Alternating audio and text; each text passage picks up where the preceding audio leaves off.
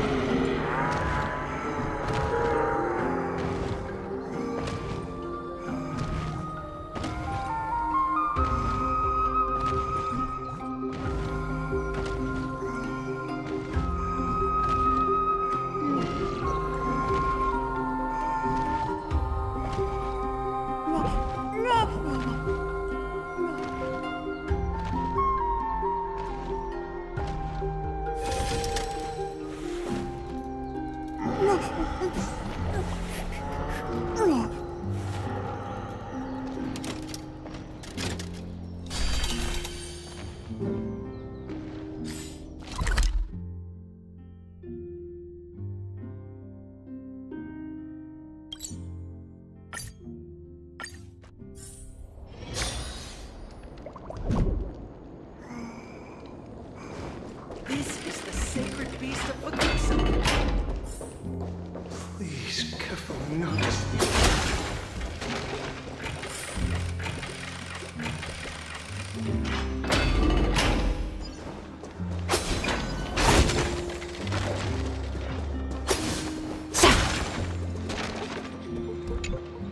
Hello. And you are? Hello. If I'm not mistaken, you are Callinicus' wife, right? Yes. Oh, are you a messenger? No wonder I haven't heard any news for so long. There's been a change in personnel, hasn't there? Ma'am, Callinicus passed away a few days ago, defending the Grove against the Black Tide.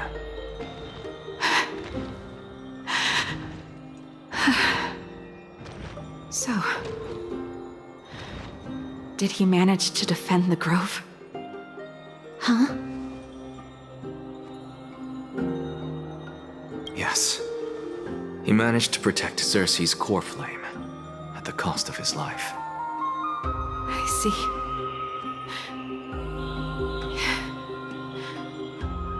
I'll select some of his possessions and pick a nice resting place for him. Please let us know if you need any help, ma'am. I come from Kremnos. Death and sacrifice are things I've learned to face with composure. You know, Callinicus, even though he was a scholar, he'd always ask me to teach him how to fight whenever he came back. Isn't it funny that a Chrysos heir like him wants to learn from an ordinary person like me? I've been prepared for this for a long time. In times like these, any ordinary goodbye might just turn out to be a final farewell. I'm really sorry. There's nothing to be sorry for. I was once a warrior, and I'll find my way back to the battlefield someday. With the coming coronation of the new king of Kremnos, I'll take up my lance against the creatures of the Black Tide and seek vengeance for my husband.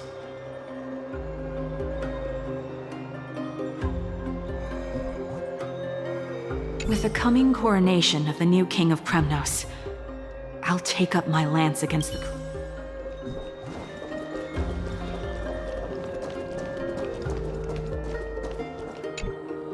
Oh, hello So, young ones, is there anything I can help you with?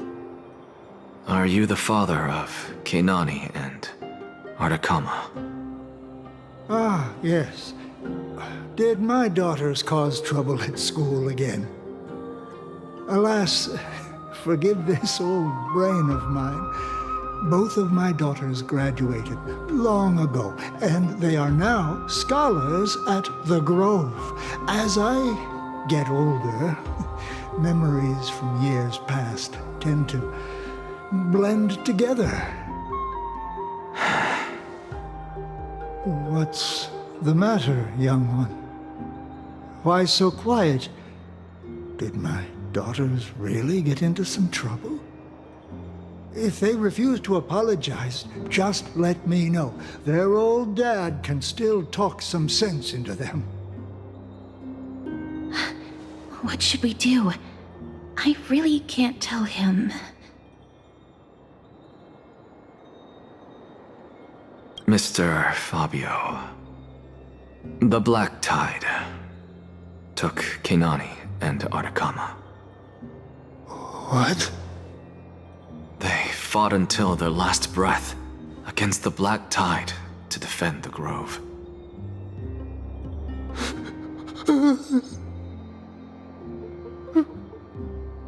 As the Chrysos heir stationed at the Grove, I failed to protect them. Mr. Fabio, if you're upset... Don't put it that way. Even if my Artakama wasn't one of the Chrysos heirs mentioned in the prophecy, she was still a heroine, wasn't she?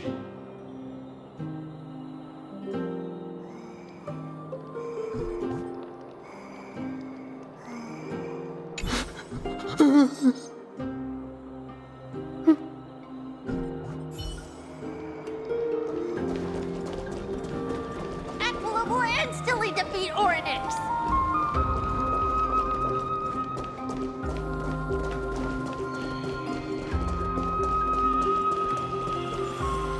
What's Dad talking about?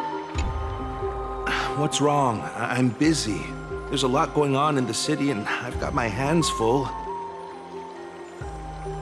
Mister, we're sorry to bother you, but...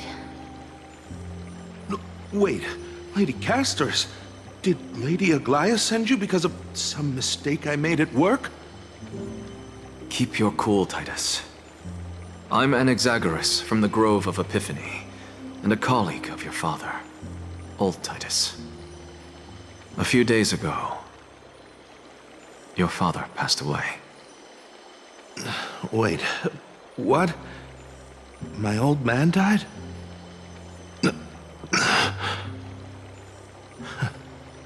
That's no shocker. At his age, he was due for the River of Souls any time. Just up and left me behind. That old man. I've been telling him for ages to stay in the Holy City and enjoy his retirement. But no, he just had to go off to that grove and mess around with those scholars. Still wouldn't budge after all those arguments. That stubborn old thing. I already got him a retirement home and was waiting for him to come around. All my effort is wasted now, and he didn't even give me a chance to say goodbye. That bull-headed old man, stubborn as a mule.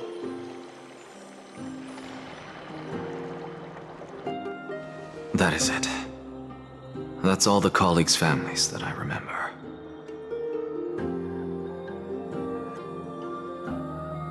Good work, Miss. And Professor Anaxa. Let's go. Take me to see Aglaia. All right. I'll lead the way.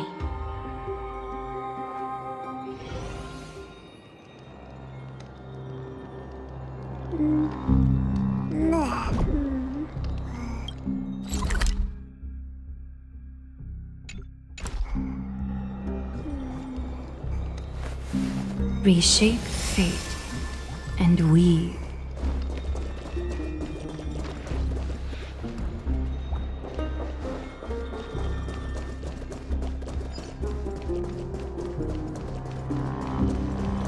What's Dad talking about?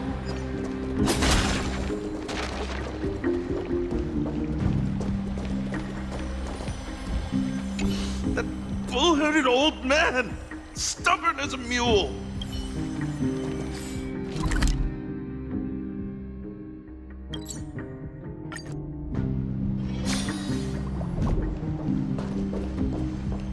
Miss Castoris, my lady, you're back. Hello. We have an important matter to discuss with Lady Aglaya. May we trouble you to inform her of our presence? My apologies, Miss Castoris. Lady Aglaya has just informed me that she has no time to receive anyone at the moment.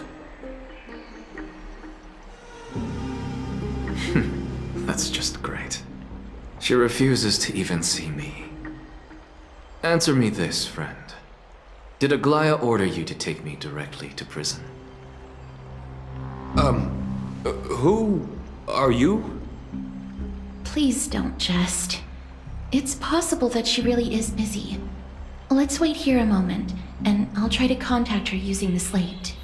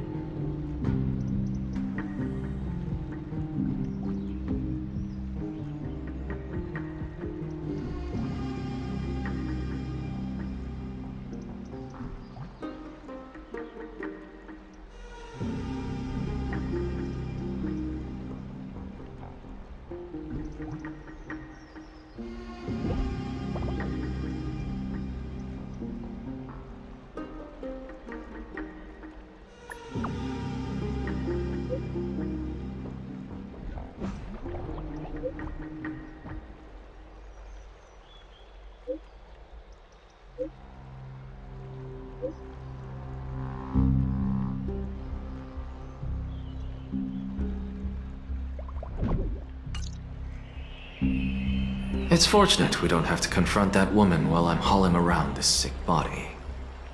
Castoris, and this friend I haven't gotten the chance to know, I'll take my leave for today. That Titan made a myriad of adjustments on their own. My head still aches from that. I don't want to stay a second longer in this noisy city if I can. Please be careful. Akama isn't the Grove. This place... is covered by her golden threads. I know.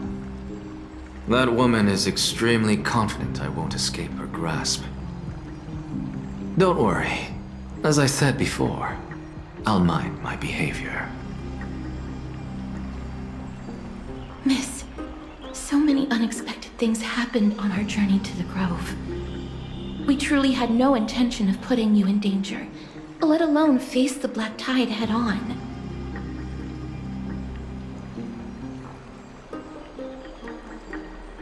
Please do not underestimate the threat the Black Tide poses.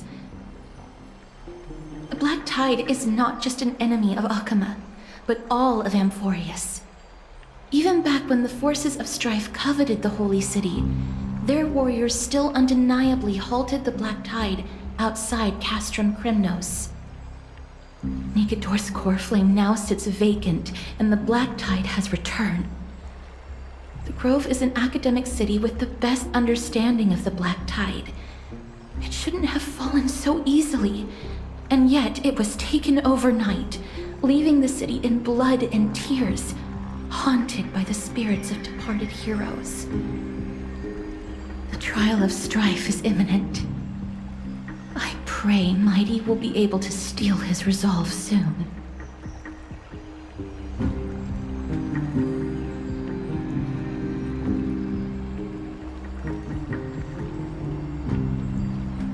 Lady Trebe once traveled across thousands of cities in Amphorius to repel the Black Tide.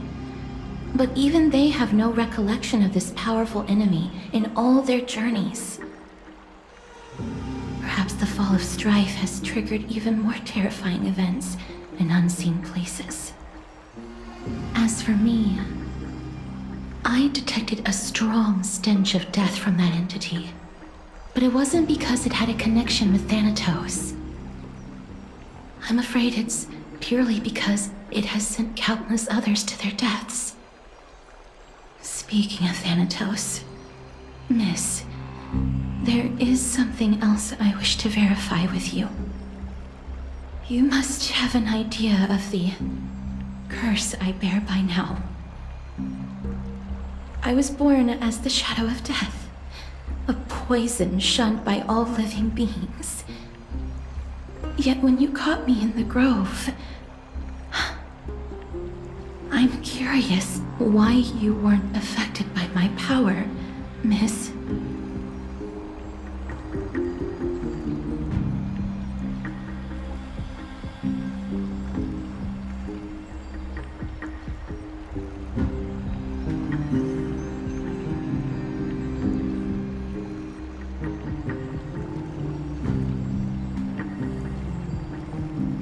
Apologies for the abrupt question.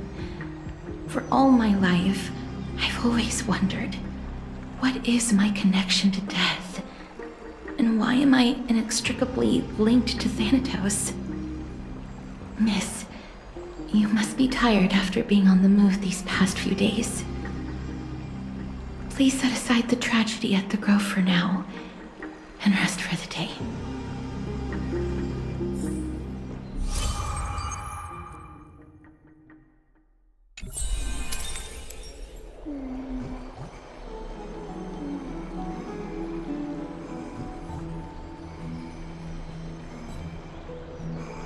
Miss, you must be tired after being on the move these past few days.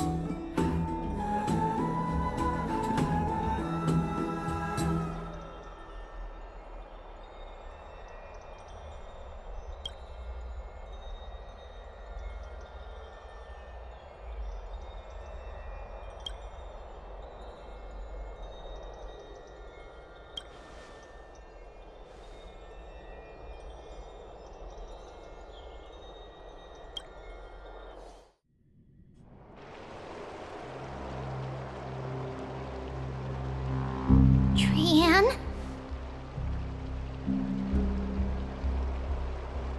What's wrong? Is there trouble at the Grove? Yes, I sensed something. It was fleeting, but very strong. It feels like they're in some big trouble. Trian used the Century Gate again. Can you see what's actually happening? No, it's fuzzy like always. But the enemy's aura has disappeared. Maybe they've moved to a safe place? Let's hope that it's just a false alarm. We should place our trust in her and Castris, teacher. They will keep Trian safe.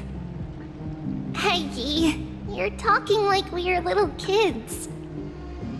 One day, Trian will reach her limit, and Trebi will take on the role of gatekeeper from her. We are all aware of that. I am just a little concerned about her state of mind. Trian was already unable to speak, even in short sentences when they left. We want to say a proper goodbye at the very least. I will pray with you. Thanks.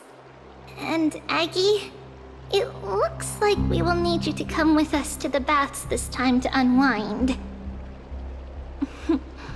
It feels like neither of us have laughed for a long while. It's time to head out with the west wind! All right.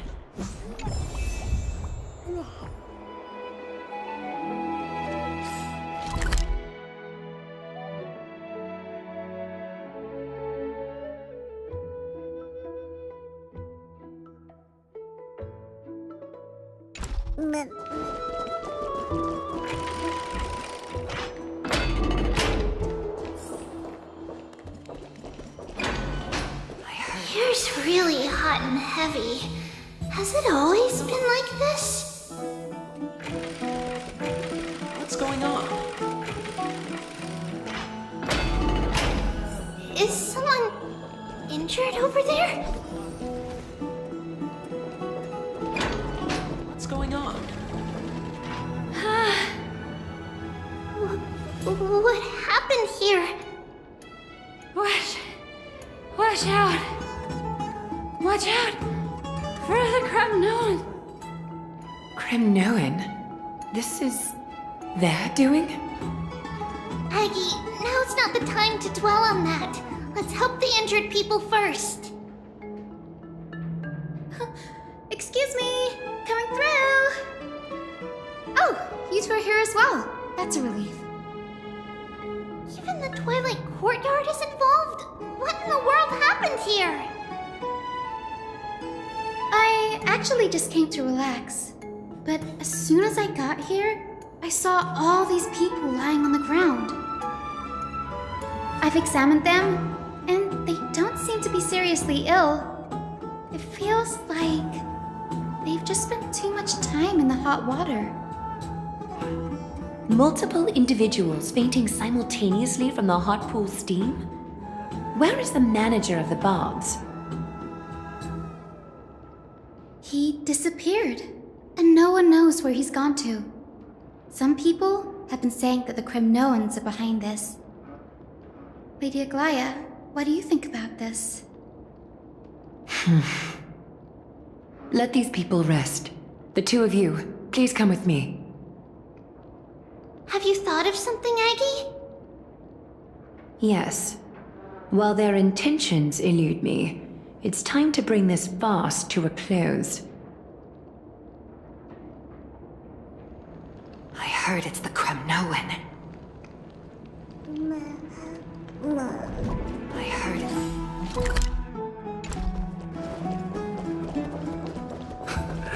This is all you can do, huh? Oh, this many people? Who in the world did this?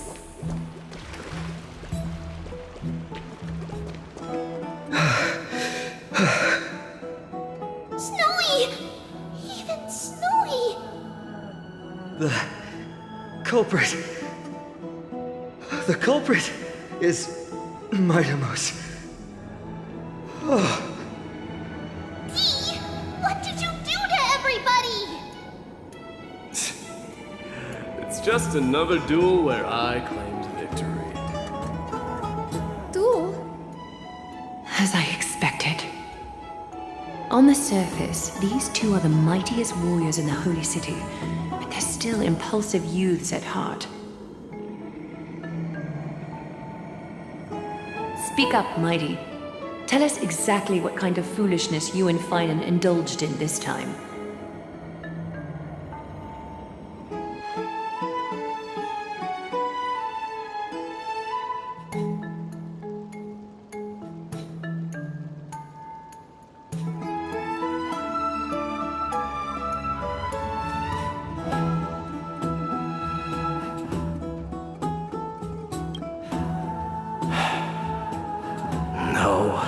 None of those sound right.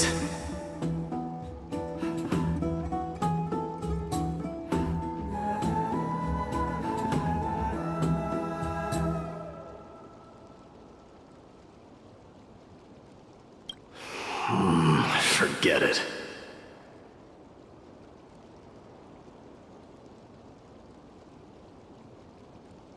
Am I seeing things? Is the magnificent deliverer finally deigning to step outside?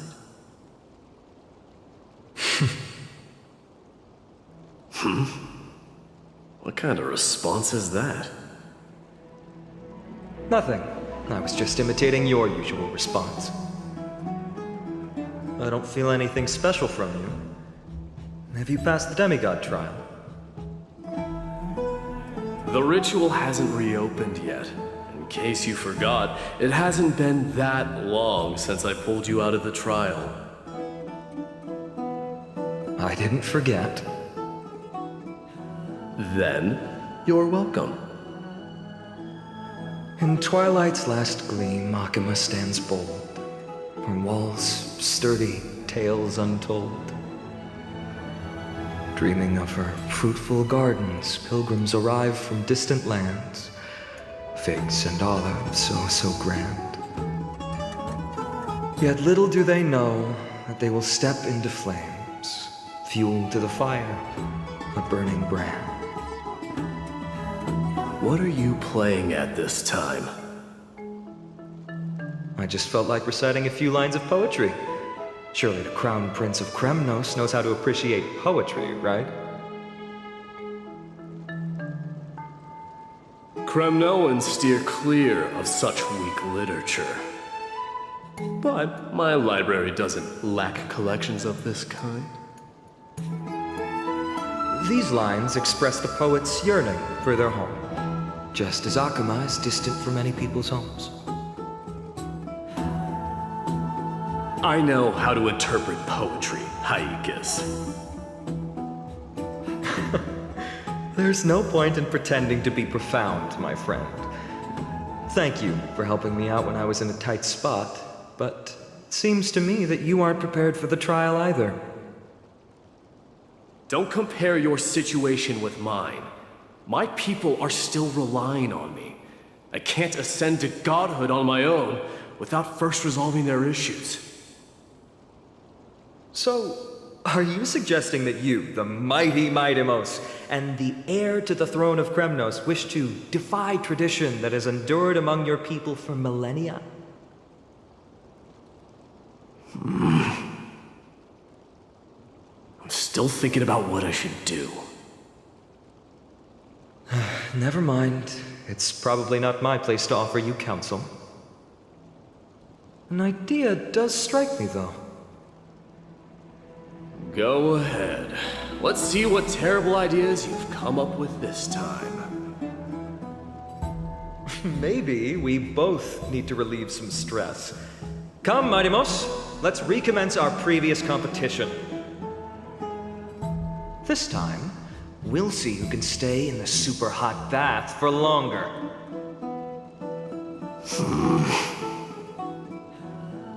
What? Are you chickening out? The phrase chickening out does not exist in the Kremnoan language. I just find the situation absurd, that's all. All-knowing historian, are you not aware that we Kremnoans use boiling water from sword forging for our baths? Looks like I'll have to teach you some royal etiquette today. And thus, an unprecedented sauna battle commences!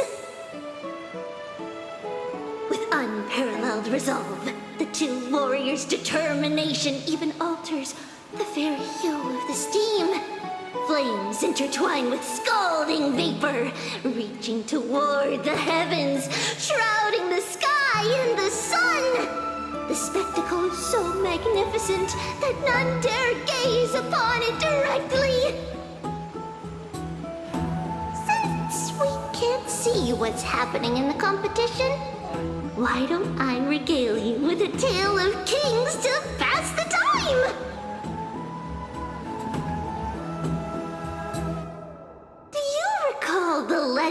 the Gorgo lion mentioned by a certain veteran? The central figure, the main character, was not the sole sovereign of that land. An oryx stood as its formidable rival. Long before the dawn of Erechrysia, the two beasts started their timeless battle on the plains of Tritos. The lion regarded the oryx as its food, while the oryx perceived the lion as a scornful, oppressive, and challenging barrier that it swore to topple with its antlers. For tens of thousands of years, without respite, the two creatures thus continued their relentless pursuit and rivalry.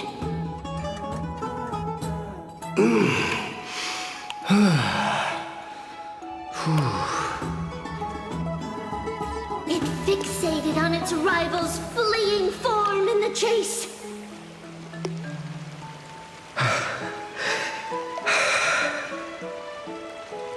It set its sights on the other's neck, nearly within reach.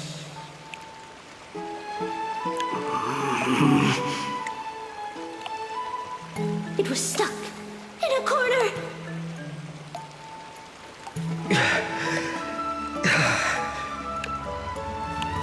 It had nowhere to escape.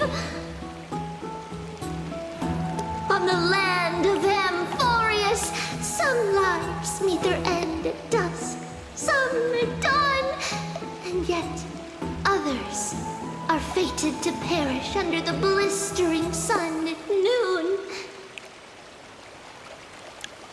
And at last, the most scorching moment of the day descended upon them.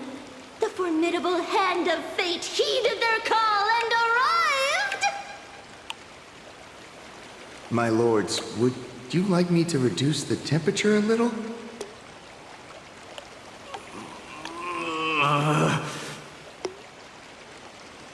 What? You're chickening out already? Get lost. Are you asking me to get lost, or...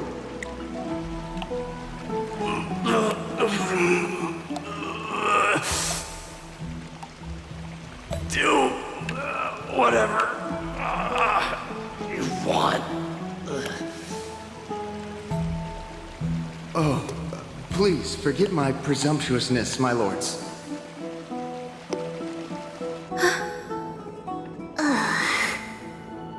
What a spectacle of folly. This is what you get for daring to challenge a Kremnoan without understanding your own place. What I'm saying is, your little game dragged down quite a few innocent souls alongside you. We will personally escort back home the customers left awestruck by our formidable presence. This isn't fair. You are wearing way less than I am. Is this the latest trend now? Getting into the baths while dressed in full armor? Don't look at me like that. It was he who challenged me. There is no word for flee in the Kremnoan language. Very well. Let us bring this farce to a close, shall we? Warriors, it's time to get moving.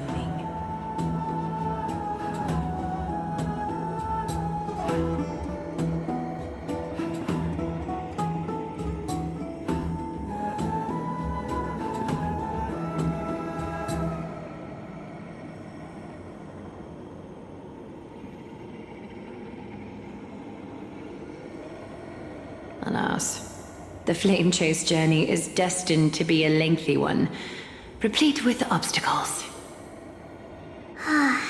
But thanks to those two, all the gloom has vanished into thin air. Well, we just had quite the commotion. It's not every day we find the Marmorial Palace this serene. Shall we continue with our previous plans? Hyacinth, would you care to join us? Such an empty bath is indeed a rare sight. I was looking forward to unwinding after work. I'd be delighted to accept your invitation, Lady Treeby. How about we go to the biggest bath?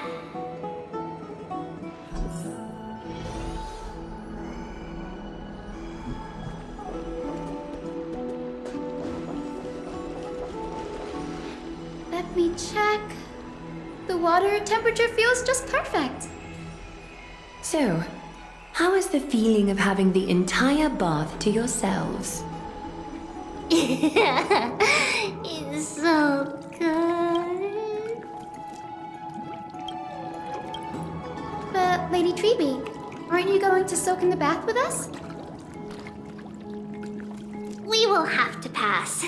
After all, we've become children. Please understand that she can no longer endure the heat of this pool due to the blessings of Yanis. Oh. Are you curious about us, Hyacinth? I am, but something tells me that it might be better to change the topic. Don't get all nervous. It's not something we can't discuss. The truth is, a long time ago, we were a mature adult just like Aggie. Then, because of reasons, we inherited Yanis's divinity and gained the power of passage. And in return, the price we had to pay was the splitting of our soul. Each opening of the Century Gate intensifies the strain on Treeby and the others. They are gradually regressing towards infancy, both in body and mind. We don't know what awaits us at the end either, but anyway, that's why we've turned into children. In that case, when you opened that giant sentry gate above Akama during the battle against Nikador. Well, there's no way around it. We all know that the flame chase journey won't be a smooth ride.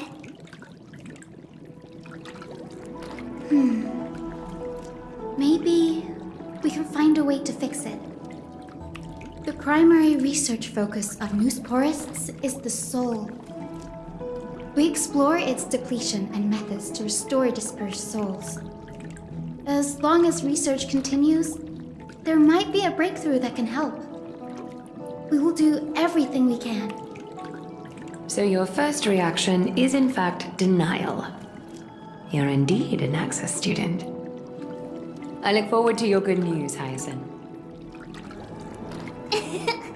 Now there's another reason to look forward to tomorrow.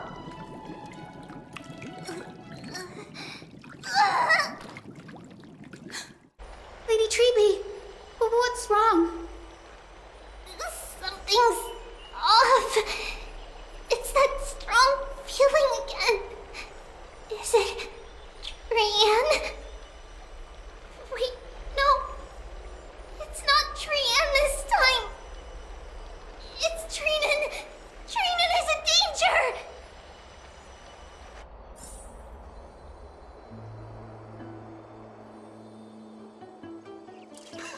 I win this round of escorting the bathers home.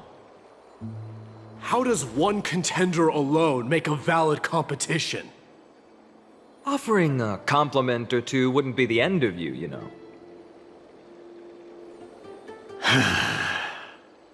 Haikas. What is that word? Is that your native tongue? It means hyena. I'm likening you to a weak hyena. By the way, you emphasized the completely wrong syllable. Though we've been acquainted for some time, I have rarely heard you talk in the ancient tongue of Kremnos. It's because I'm not exactly a master at it either. I can listen and read just fine, but when it comes to writing... You can write?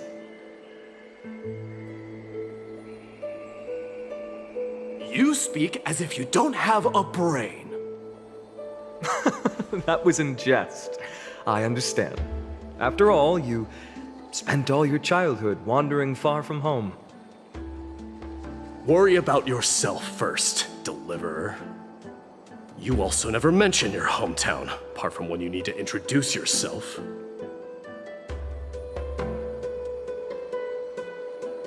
Well, it's because there isn't much to say. Aedes Elysiae is simply a tiny village that disappeared many years ago in the flames of war. The only times I get to see it are in my dreams, and in the trial from the Lance of Fury. I knew it. Yes, I saw it all. Aedes Elysiae ablaze with everyone. My family, friends, and my kin, lying in a sea of flames.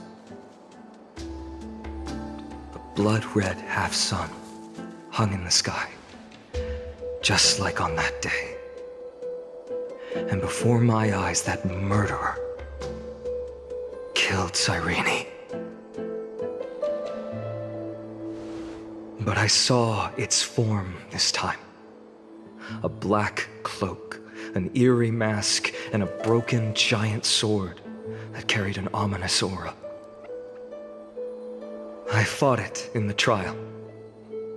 But even though I've been fighting, improving, and resolutely getting stronger all this time, I still couldn't defeat it.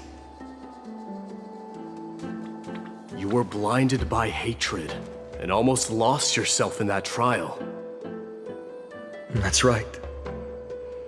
And that's why I am truly thankful to you, Mightymouse. You finally picked up some manners. Better late than never. Then what about you, Mighty? What did you see in that trial? What do you fear? There is no word for fear in the Kremnoan language. I'm getting the feeling that your language has no words at all. But to answer your question, I saw Akuma in the trial. As well as my old comrades. Hephaestion, Perdiccas, Ionius, Ptolemy, and Possesta. Ever since I returned from the Sea of Souls, these five have been by my side. We faced life and death together during our days in exile. Those 10 years were arduous, yet filled with moments worth treasuring. Each night, we would gather by the campfire, savoring honey brews and singing our hearts out.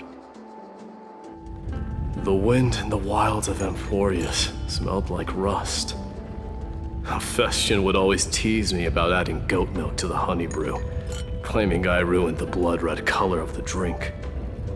He had a scrawny figure, but was a relentless force on the battlefield, dispatching foes without so much as a blink. Perdiccas was an expert in concocting medicines, delving into all those strange folk remedies. Ionius was a swift runner and our most reliable messenger. Ptolemy was a real bookworm, always spouting off in chapters and verses.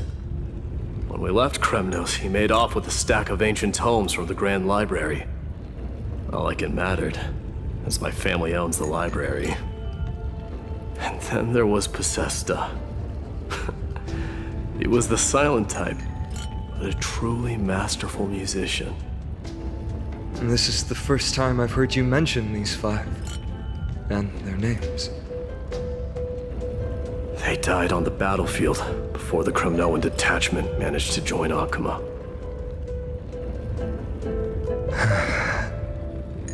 Perdiccas was the first to go. He was shot in the stomach by a poisonous arrow from the people of Ladon in the second month of cultivation. In the end, Remedies mended all but himself. Midamos, do not mourn. I have achieved honor by bestowing a noble death upon the enemy. Leonius died in the 5th winter. Idonia's snowstorm lasted 3 full months. On the night of the fiercest storm, our foes launched their assault. Idonia. Is that the city Castorus used to live in? Yes. Those zealots were as fearless as Kremnoans in the face of death, but they lacked respect for honor. They cornered us in the bottomless swamp. Leonius covered for our retreat, and they cut his legs off. He vanished into the mire of a foreign land, his body never to be recovered. This is perfect. Mighty Most, I can finally deliver the news of you ascending the throne to the Netherrealm. 20 dusks later, we finally breached the walls of Idonia and entertained the usurper's plea for peace. However, the rebels refused to surrender and set up an ambush within the city.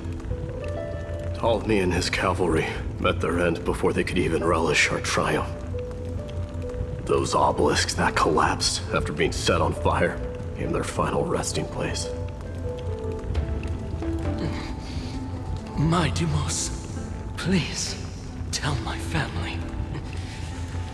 It was not cunning schemes that vanquished Ptolemy, but the immense weight of Amphorius' entire history.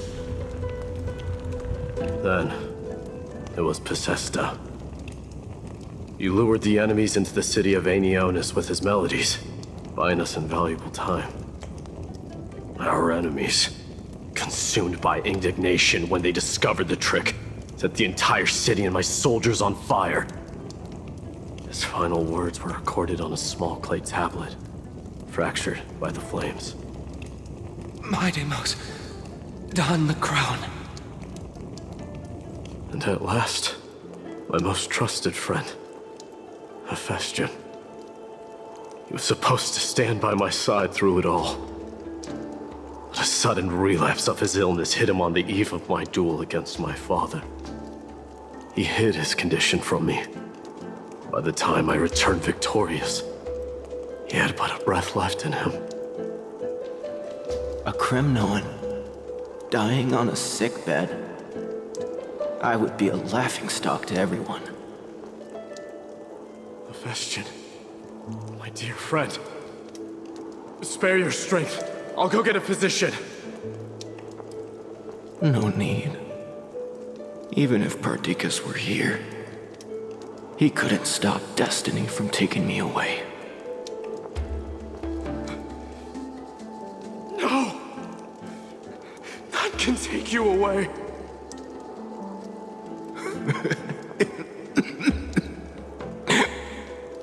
Midamos, our king, do not shed tears for me. It's not befitting of your status. Farewell, my dear friend. You must lead us back home. What a grave trial indeed. Now I understand why you see immortality as a defect, or even a curse. My father threw me into the sea of souls to break the wheel of karma. But little did he realize it would grant me an immortal body and summon a fated revenge on his head. Following his demise, I considered leading my people back to our homeland. Kremnos had already turned it into a wasteland. Only darkness and insanity thrived there. Against the dissent of many, Krateros included, I made the Kremnoan detachment stay in Akama. but I know that their glory will never be doused out. The instant of strife shall inevitably arrive. If you take over Nikador, then you must begin the journey back to your homeland. So, you hesitate because you think leaving your people in the Holy City is a better choice?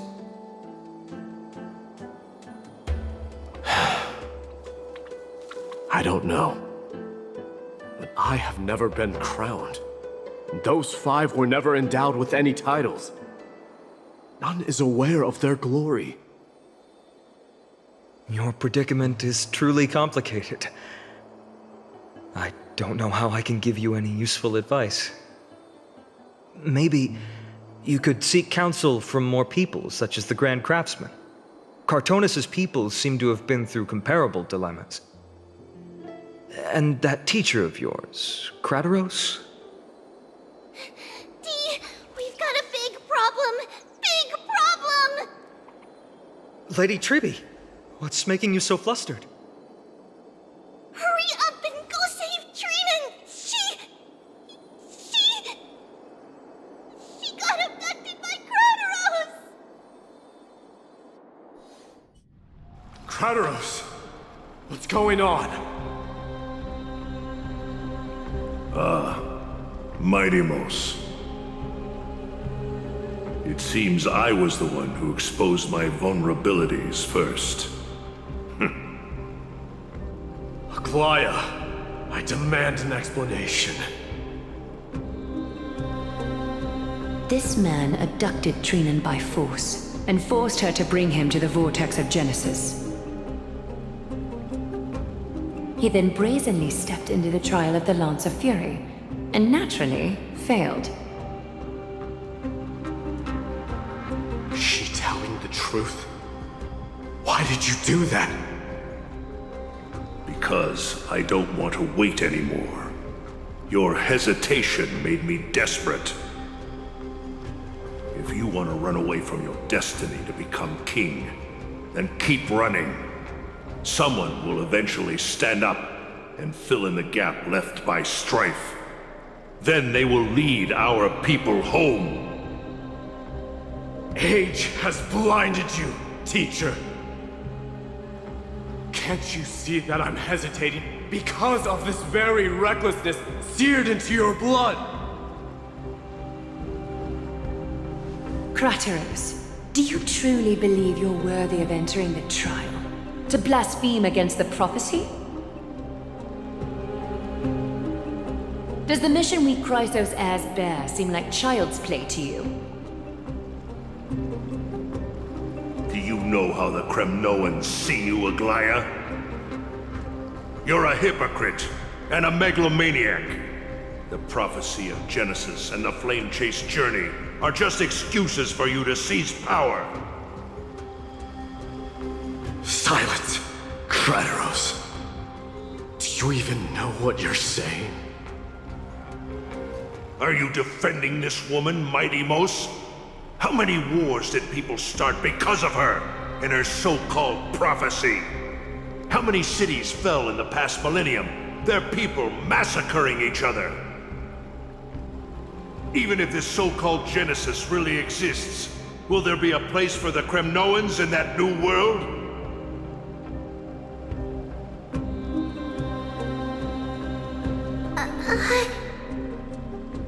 Are you done talking?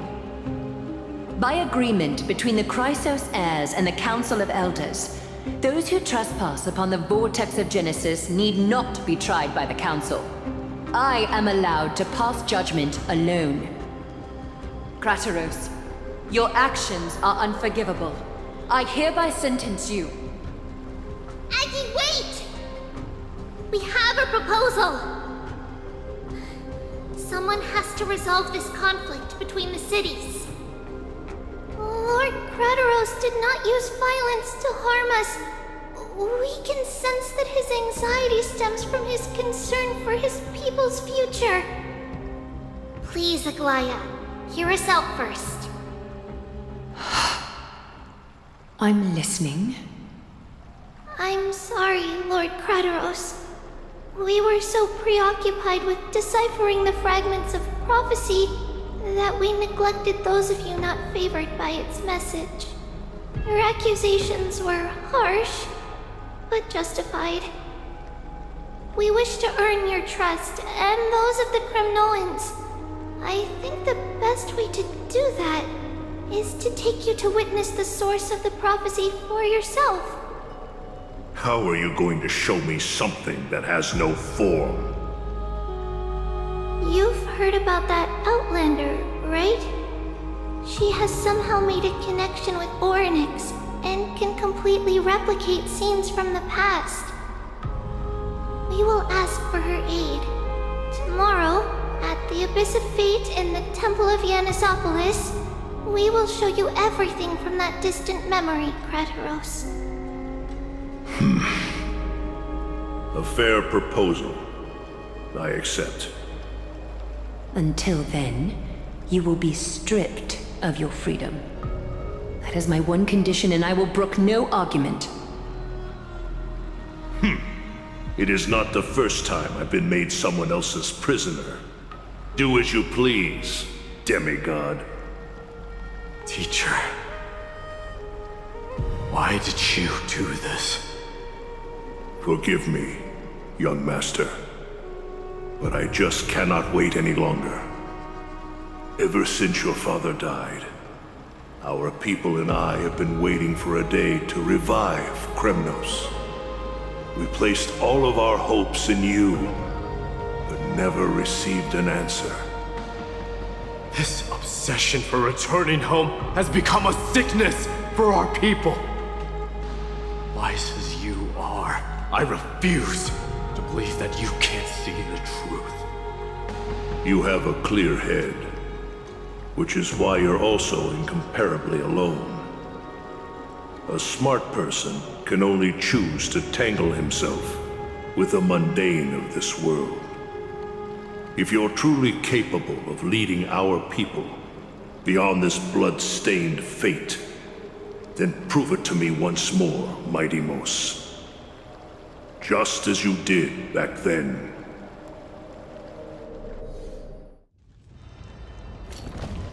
A fierce fighter. I did not expect such heroism from a feeble Acheman. Fulfill your duty as the victor, warrior, and tell me your name. I seek an honorable death from you. As if you have any honor! Listen closely. I am the leader of the Kremnoan detachment, Mighty Mos. I'm here to finish you, father.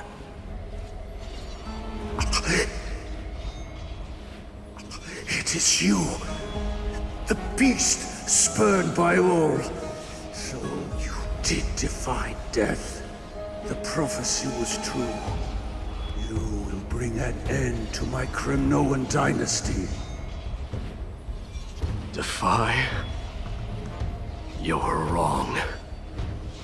Death fears me. It's the reason I have this body of steel. As for you, you already stand at death's door, father. You were the one who threw me into the Sea of Souls. The one who tried in vain to enslave a Titan. And the one who desecrated the body of a god. Haikis! You're a weak king. So weak that even the lowliest hyena is a more noble existence than you. And now, fate's reckoning is upon you. Then swing your blade. Take my crown, coronate yourself with an old king's blood, and inherit it all. Become the new rightful king of Kremnos. No. I don't want the crown. Listen. There's only one end for the kings of Kremnos. then the crown means nothing to me. All I want is your life, to avenge Mother and my comrades. But the walls of Kremnos will not fall with me. Do you truly think you can escape fate's grasp, my son? You and I, we're both the same. We feast on strife and fear. Now, kill me! The son of Gorgo is destined to be crowned in blood!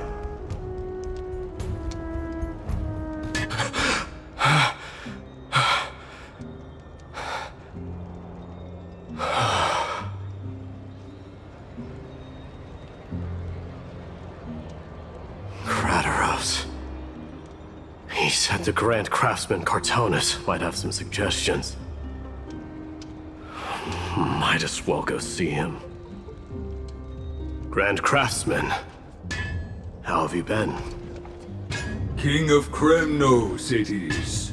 That you would come, I knew. You knew I was coming? Your matters, I've heard. The path forward you seek. Many questions you have. But before that, take this. What's this? A signet ring for the King of Kremnos. Belonged to your mother. Recast and restore it. I did. What? Mother threw it into the Sea of Souls. A long time to fish out it took. Very fortunate we were. I can hardly imagine how much patience and courage it must have taken to find such a small signet ring in the Sea of Souls. I owe you one. Gratitude there is no need for. Repayment for saving me, this is. Questions you bring with you? Ask now. Fate I've always denied has finally caught up to me. By all rights, I should accept Strife's authority. It would make everyone happy. The Chrysos heirs, the Council of Elders, the Kremnoans. Even the bards who will write it all into song. Yet hesitate still you do. Hesitate, why do you, young king? Because of my people. Be they men, women, the elderly or children. The hearts of all Kremnoans yearn for home. They've all been waiting for this day, for the day their king returns. Children of Strife would then be able to go home and embrace the old traditions. Never mind that most of them have only ever been heard in these so-called traditions and song. They would then gather around their king and throw themselves into battle. This is not a good thing, you believe. The Kremnoans have been trapped in a cycle of bloodshed for the past 1,000 years. They seek vengeance, start wars, become prosperous, and decline. How much innocent blood flowed into the River of Souls in all those years? How many needless sacrifices could we have avoided? If I accept that fate and become the totem of strife, that lead my people into repeating the same mistakes, then of course I would be terrified. I'd be terrified of becoming king. A different kind of Kremnoan you truly are.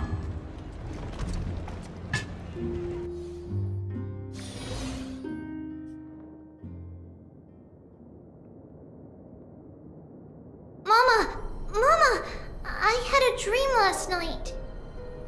Oh. Now what did you dream about, my darling Trebios? I had a dream that I turned into many me's. Then we made the moon into a ship and made the stars into our sails. Then we floated on the ocean and let the wind blow us in any direction it wanted. Well, that sounds like a lovely dream. Yeah! The ocean and the sky were really, really dark. But there were so many of me that I wasn't scared at all because we'd all sing together. The ocean wind blew us onto an island where the wind tasted like flowers. There were bleating sheep and chirping birds inviting us to be their guests. There were so many animals on the island, but none of them ever fought. Yanis's holy maidens can receive guidance from the God of Passages. Perhaps what you saw in your dream is a divine land somewhere in Amphorius. You think so? What's wrong, Trebios? You look unhappy. Because on that same island, I saw a dark mountain on the other side of the ocean. And it was very, very tall.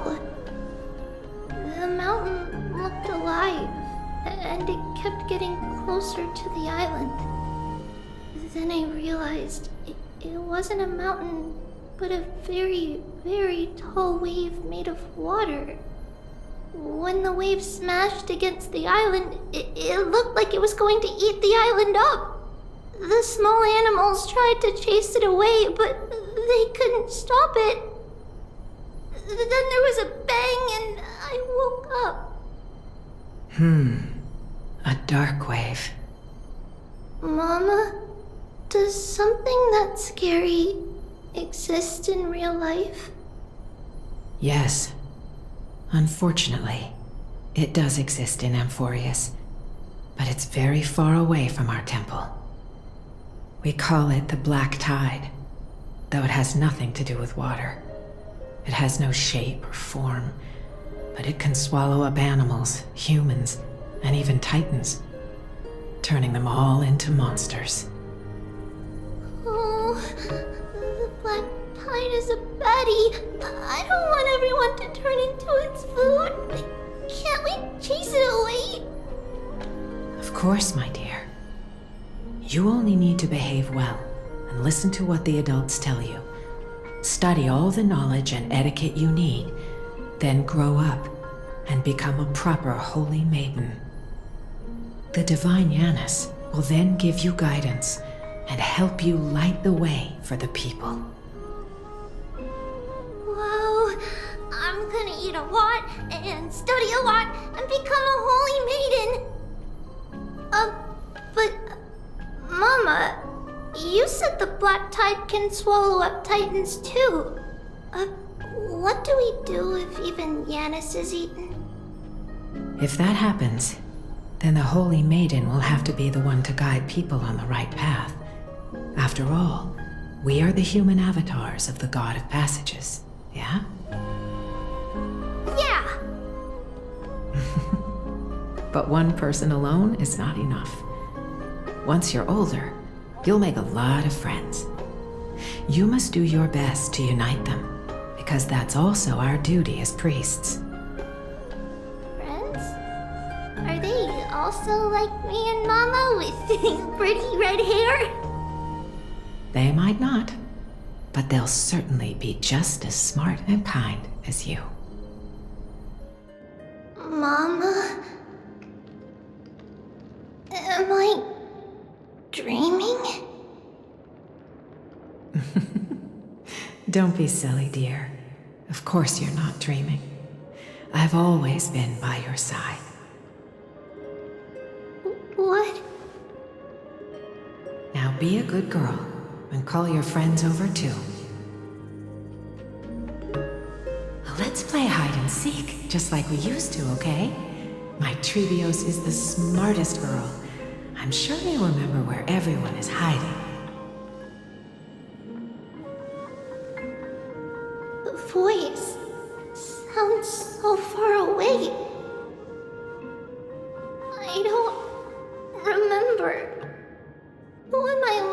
for? Your friends, who will chase the black tide away alongside you, of course. Is this from my childhood? I don't remember.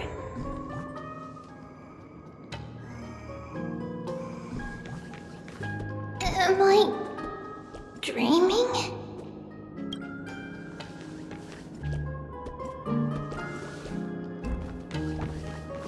I used to sit here and listen to Mama tell stories. Oh, how I wish to see you again, Mama.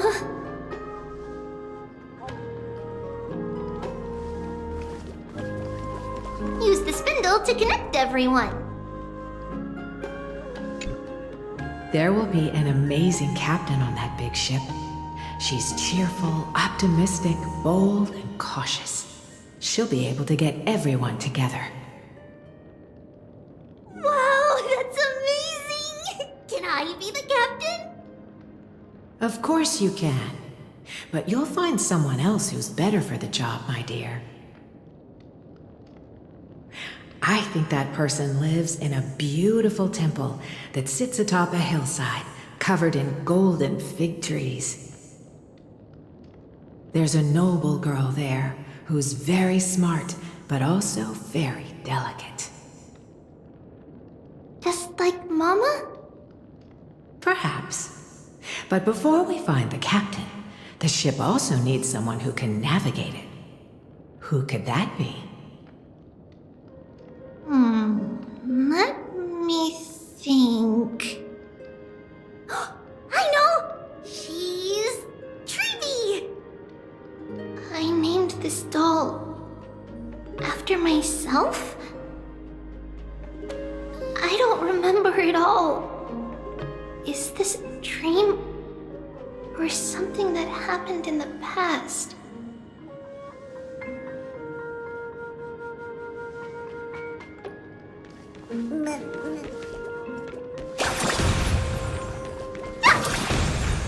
It's packed full.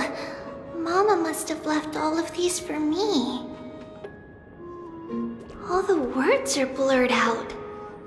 Could it be that my memory is fading? Bad chest! You can't lock me away!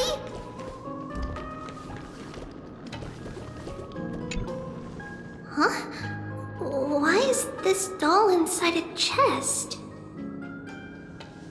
It's holding a sword. Why? Many years later, many brave warriors will board this ship. They're skilled combatants who fear no danger. Ooh, I can learn how to fight too and protect everybody! Silly girl. You're Yanisopoulos' holy maiden. It's not your duty to fight. There will be many others to protect you. All right. Then where will they come from? I believe one warrior hails from a lovely village where bulrushes flourish, while another comes from a magnificent royal city. Though each has their own troubles, both are ready to lend their strength for the ship's long voyage. In that case, let Trian fight by their side. This way, they'll always stay on course. How could I have known the name Trian back then? Was it just a coincidence, or...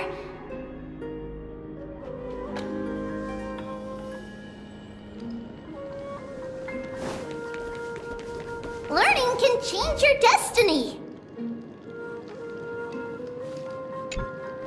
When navigating at sea, you need to know both astronomy and geography. Isn't Yanis's knowledge enough? Oh, sweetie. The ocean isn't like the land. It's easy to get lost.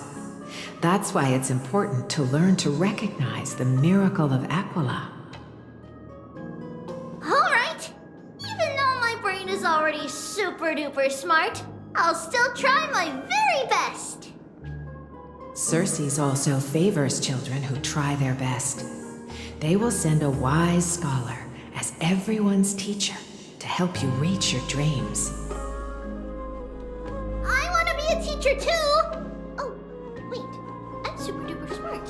So I want to be the teacher's teacher. Why not? But if you're going to be a teacher, you might need to tone down that hyper energy of yours. Then Trinan can do it. She's well behaved and would make a great teacher. Mama and the others always said that I had a great memory. But now, I can't even tell if this is a memory or a dream. Come, let's line them up.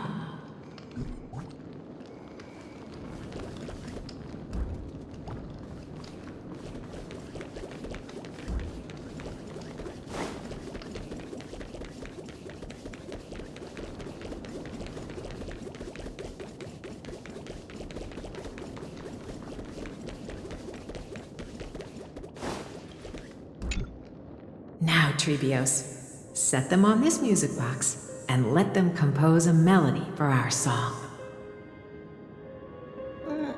Music box? What's that? Sweetheart, are you still groggy from your nap? You invented it.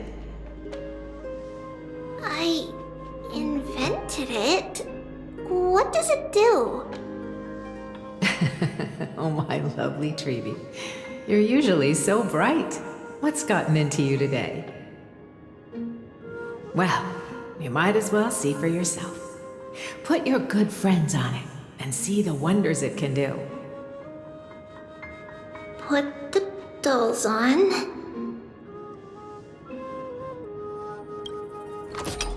It's rotating, and I can hear something. That's right. It's a music box. If you place the dolls in the right spots, it will start rotating and play beautiful music. Out of all your inventions, this one is my favorite.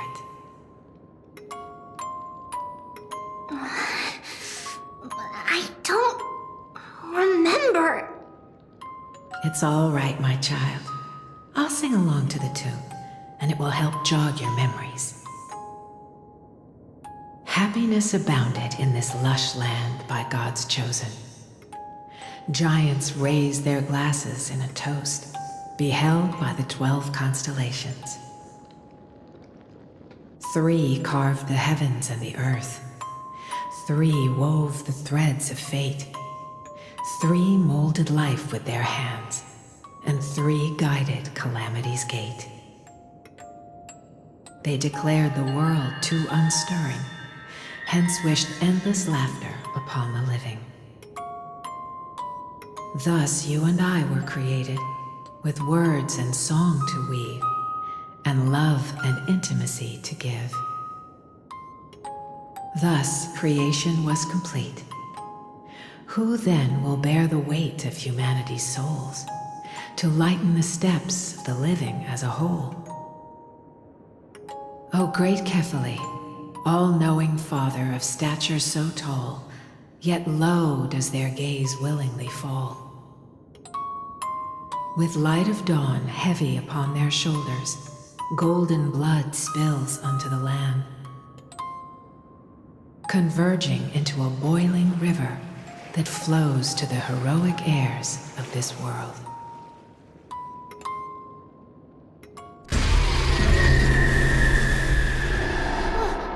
What's going on? Oh yes, please lend me your ears. In black mist, as death and fate draw close, on the bloodied earth, the living and dead, but ghosts. What is this world? It mirrors your maze-like fate. What is this world? A silent lament without a trace. What is the past? Wandering ghosts that linger. What is the future? Souls scattered by fate's finger. What is the start? A voyage born in solitude. What is the end? A spirit, lonely and subdued. Lonely and subdued. Then subdued. Then subdued. Subdued. Subdued.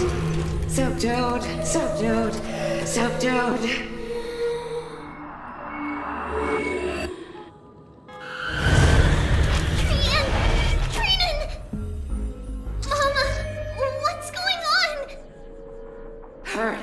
Run! Trailblaze, run! The black tide has arrived!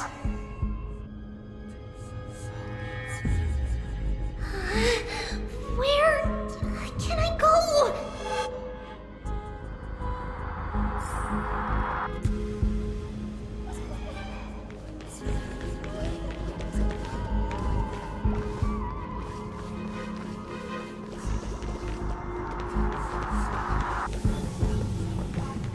What's this?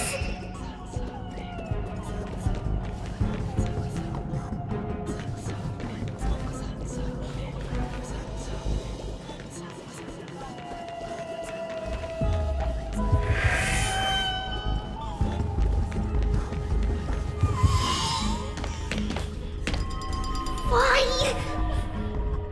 Are there dolls everywhere? This is the sacrifice of a holy maiden. You won't make it to the... Only one person can. I know! It's fine if we can't reach the end. Our minds are made up. Go. Bid your farewells, Trailblaze. Time is running out. Mama, are you going to leave me? My sweet girl. I will never leave you. But remember this, Trevios.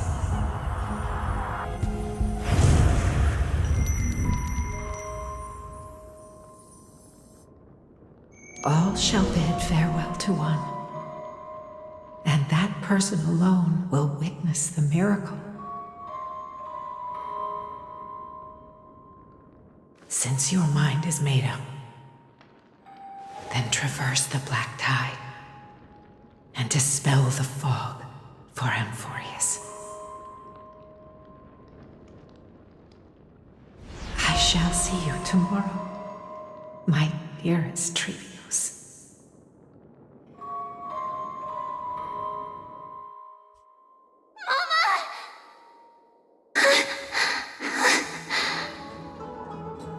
Are we still in a dream? Did you have a nightmare? Maybe. But it's been a long time since we had any dreams. It's not yet the entry hour. You still have plenty of time to rest. No. Our heart is still racing. It must be that reckless Kremnoan soldier who startled Trinan, and you as well. If you want, I can pass through his chest with the golden thread right now. Aggie, cut it out with the scary talk. I'm just kidding. If I were serious, I wouldn't have waited until now. Do you want to talk about the dream? Keeping it bottled up is not good for your health. We had a dream about Mama. The dream itself was nothing.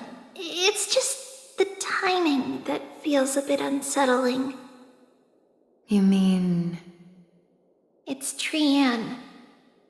Even if we refrain from ever using the power of the Century Gate again, her soul continues to slowly drift away from her body. There isn't much time left. Perhaps it wouldn't be such a bad idea to let her relinquish her role as the gatekeeper and live out her days as a carefree child. You have a point, Aggie, but our decision has already been made on that matter. I believe there's still another way. Souls will be spent until they dissolve into dust. Such is our fate. Once we had a whole and connected body. If that body were a tree, and its trunk and branches would share the same fate, decaying at the same pace. Now, we are fragmented into numerous selves. Despite the absence of a trunk, we are offered another possibility. We can choose how our branches will perish in a way that is most beneficial to the flame chase journey. Compared with saying farewell to one person, watching many fade away before me is even more sorrowful. But advancing is the destined end of Yanis's trial. There's no retreat in our path. Don't feel sad about saying goodbye to us. We've already agreed on this, right? It won't be long before I forget what sorrow tastes like.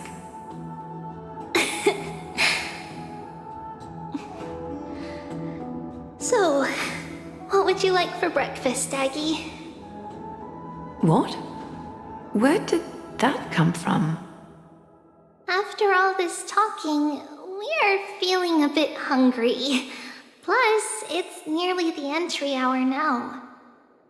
Do you remember when we first met, Aggie? You were still a little one, and we caught you secretly eating oatmeal late at night. While my emotions might be fading, those memories are still as vivid as ever, teacher. Please, let me do it. What would you like to eat? It's fine! Leave it to us. You should rest for now. It won't take long, and we'll call you when it's done. In that case, thank you. Then, see you tomorrow, Aggie.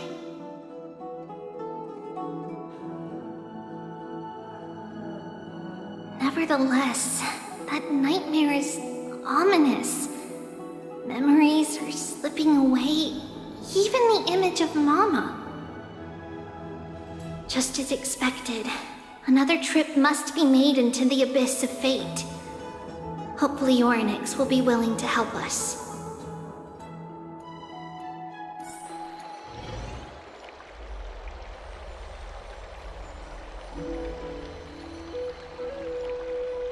Long time no see, Professor Anaxa. Who are you? It's been a while. I'm the one who once overthrew the entire classroom in that spiritual physics lecture.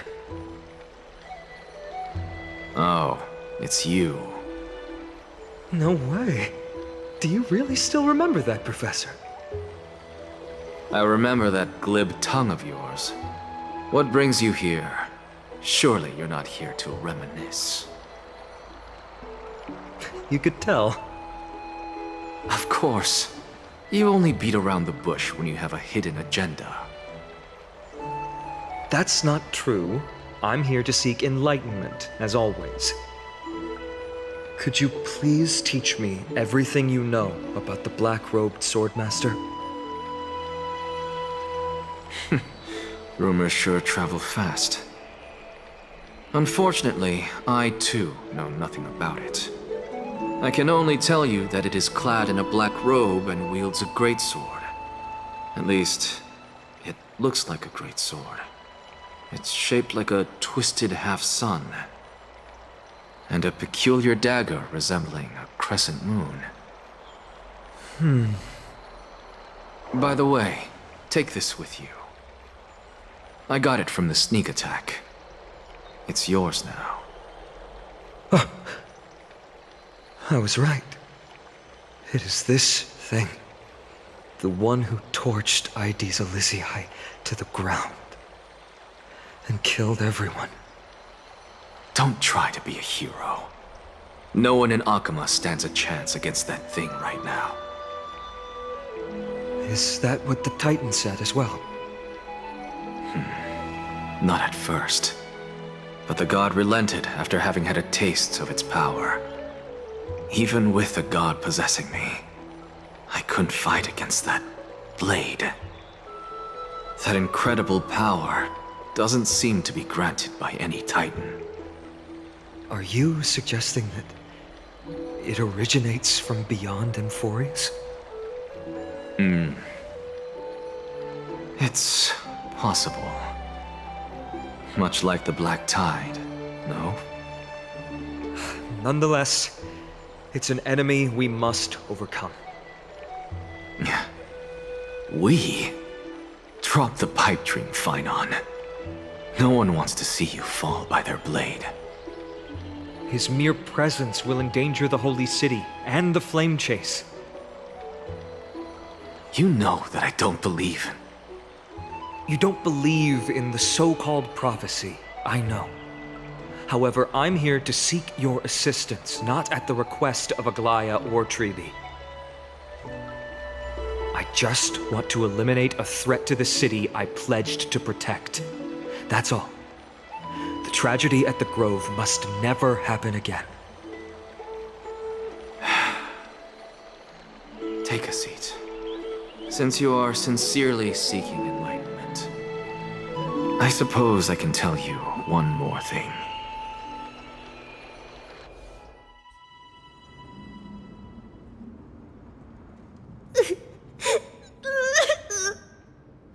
What's wrong, Trian?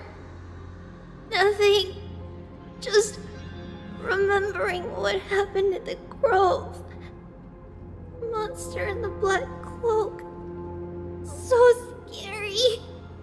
Everyone in danger. Nightmare. I can't forget. Don't be scared. There are no bad guys here. Didn't you save everyone with the Century Gate, Trian? Trian threw it away. Far, far away. It's never coming back. We got back safe from the Grove because of you, Trian. You're the reason the Flame Chase journey can continue. Sorry. Trian feels a bit dizzy. Why are we here again? For the same thing, of course. Remember? Tomorrow we will reveal the prophecies past to everyone. But first, we need to restore the memories that have been blurred by the fragmentation. We hope to present the full truth to everyone without hiding anything. Since Yanis caused the fragmentation, we can only turn to another Titan or Onyx for help. Also, remember to get breakfast ready for Aggie before the lucid hour tomorrow. Oh, yes! Trian remembers now. Oh, on that note, we had better prepare some saffron before we meet with the Titan. Saffron? It's an essential offering for rituals in the Temple of the Three Fates. You think we shouldn't go to Orynyx empty-handed? Yes, it's also a symbol of Yanisopolis. If we are to replicate memories, we need to use something that has experienced those days. And when we first met Aggie, we added that to the porridge we made for her, and she really loved it. I see!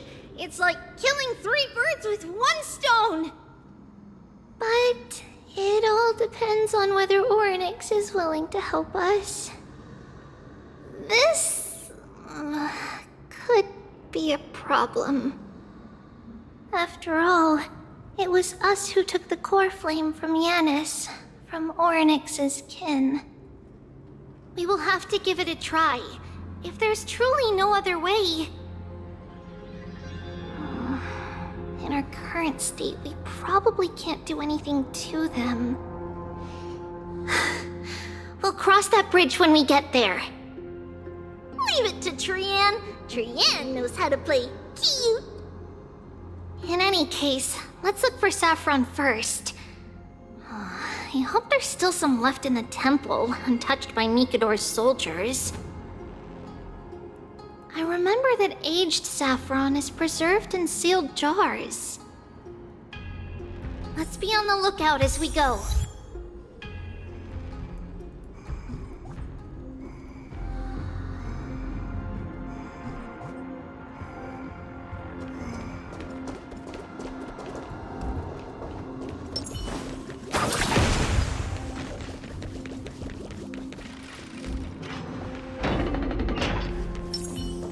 It's a dead end ahead. Turn back, teacher. What? Aggie? No, it's an illusion.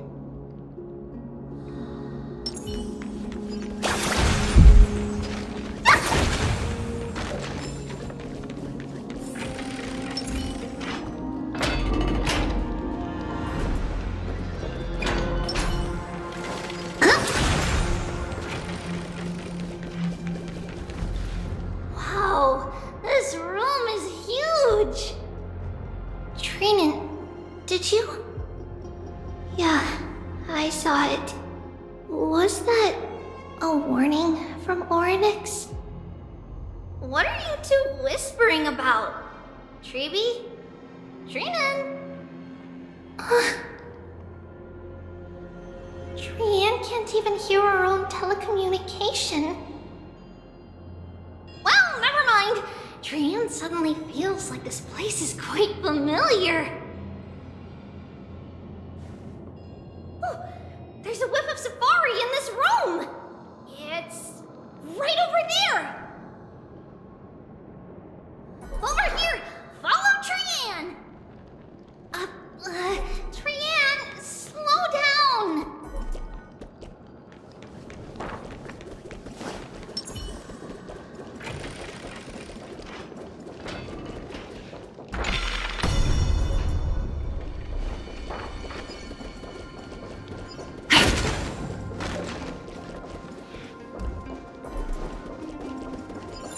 Even if separation is our fate, a futile death is not the solution.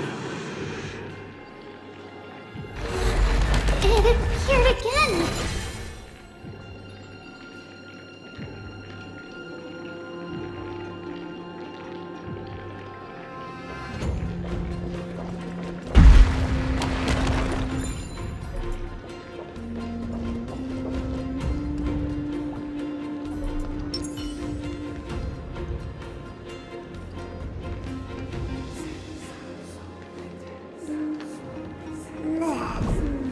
Right here!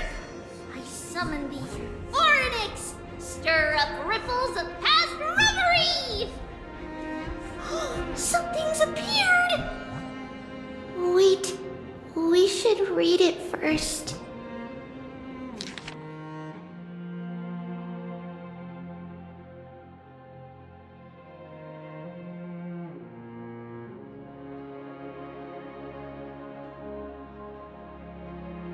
Wait, this is a letter? It mentions something about Saffron and Trepios? Isn't that name... Never mind that for now. Why is this letter here? And how did Trian sense it? Could it be our lost memories? Is it possible that we were already noticed by Orynyx and entered their trial? But why haven't they said a word? Orynyx has the whims of a child. Perhaps they're toying with us on purpose. Come on, this isn't the right time to be playing games.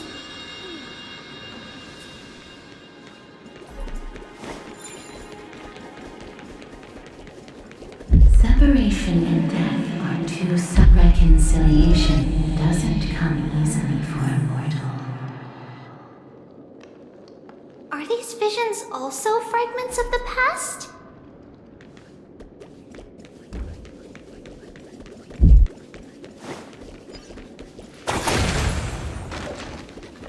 Treeby! Trinan! Look what I found! Is this the safari? Coming!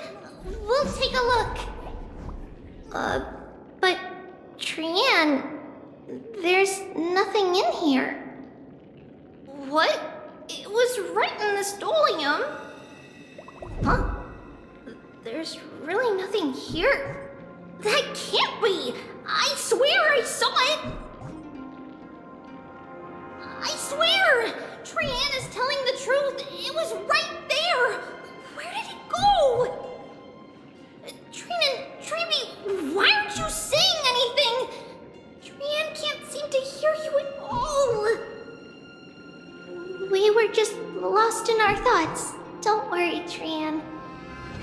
What you saw was likely, Yenna's hair. We must have startled it away. Okay. Could Oryx be trying to make us falter? But why would they do that? Something feels off. Treeby, don't you think this temple is a little too quiet? What do you mean?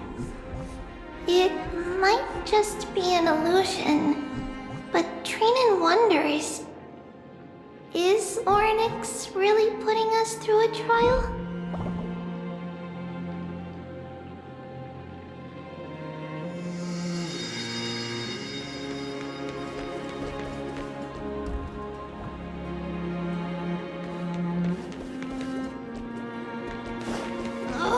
Still no luck finding any safari. I suppose we can do without it. Let's try to convince Oryx. At least they didn't toss us out straight away.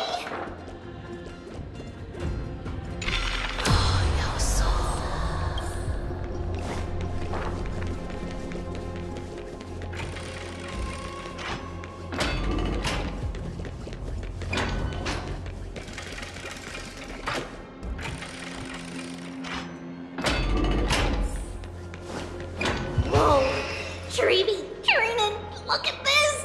So cool! There are so many of us now! Trian.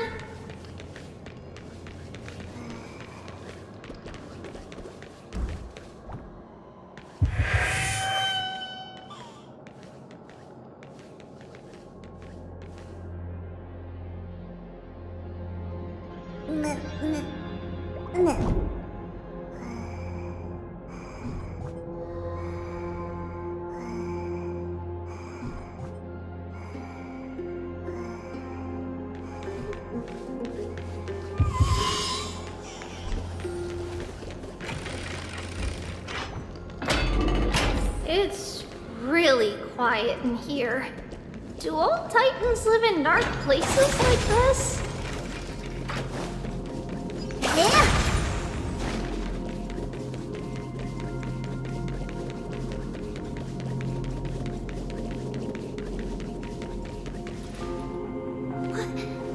What's going on? Oryx disappeared?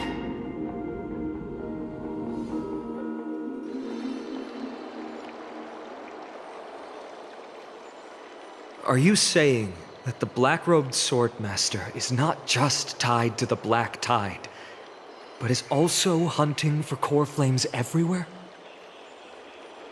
This is the most plausible possibility. First, it has a vessel that can hold core flames. Second, I'm one of its targets. Let's start with the first premise. Its peculiar ceremonial blade can interact with a core flame, as evidenced by the pull I felt when it stabbed into my chest. I hypothesized that the blade can sense, absorb, or even retain core flames. The second premise is even more explicit. when it was engaged in fierce battle with many of us and was heavily distracted. It remained consistently focused on me. Or rather, on the Titan Circes inside me. So it's plundering the flames. But if your argument holds up, wouldn't he be headed to Akama soon? The vortex of Genesis is full of the Titan's core flames. Not necessarily. Let's call that person the Flame Reaver for now. If my presumption holds, that person has 3 targets. The first target is me. The second target is Orynyx, who hasn't yet fallen. And the third is Akama and the Vortex of Genesis, where the core flames are housed. But I suspect Akama won't be their first target. Kefali's core flame is guarded by the Council of Elders' arcane power. And Fagusa's water curtain should be able to block out any external perceptions. What about Thanatos and Aquila? Their core flames are yet to be restored. The whereabouts of Thanatos remain a mystery to all. As for Aquila, can you fly? No, I can't. Why are you asking that? Can that Swordmaster fly? Good point. But what if he does grow wings? If they had wings, I wouldn't have made it out of the grove alive. That's a relief. Anyway, since the Flame Reaver has 2 targets, we need to move fast. With the distances between Akama, the grove, and these potential targets, I believe we should bolster our defenses and...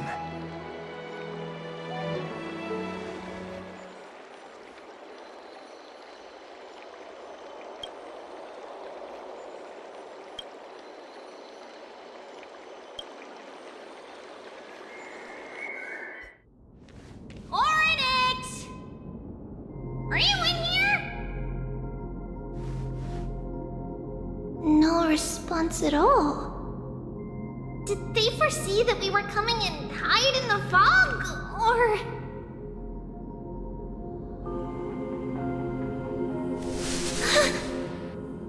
Treeby, we should leave. This temple has other people in it. What? Huh. Listen, footsteps. Fast ones. 3 or 4 people coming this way. Come on, we need to hide. Whoever they are, we can't let them see us. Treeby, Trainin, come check this out. What's this? Tran feels like it's so familiar.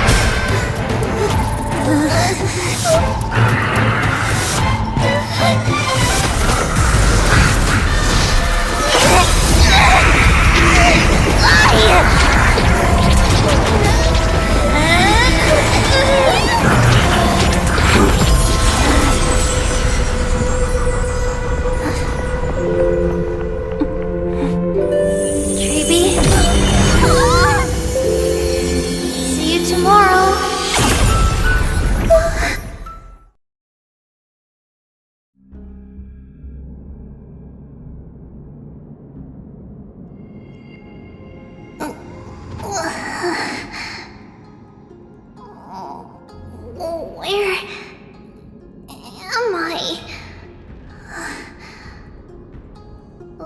Little Gray, Snowy, and... Wait, where's Trian? Is she back?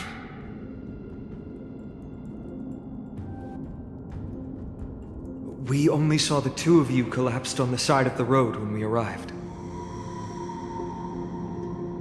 Danny and I looked around, but we couldn't find any traces of Lady Trianne. What about the black-robed swordmaster? Blast it! Of course it's him. We were still too late. I fear something bad has happened to Orynyx's core flame. Then Lady Trianne... She doesn't have much divine power left. We can barely sense anything.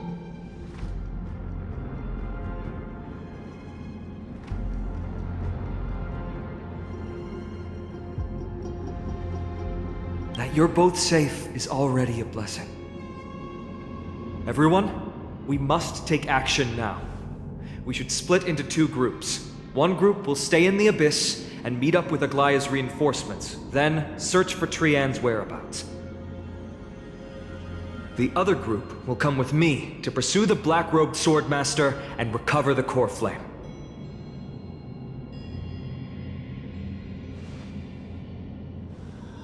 I didn't get to tell you this before, but Anaxa and I already have our misgivings about the Black Tide, so we've made preparations. I'll tell you the details as we move. Opportunities are fleeting on the battlefield. We should hurry.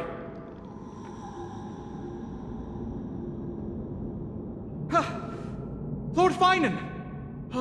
Lady Treby and Lady Trinan. I'm glad you're all right. Did Aglaya's people get here? Yes. Lady Aglaya already knows about the situation and sent along a message. Finan, I understand that Swordmaster is of great importance to you. But if you charge in without a plan, I fear that you won't be the only one who dies in vain. I understand. Hatred is a hero's deadliest poison.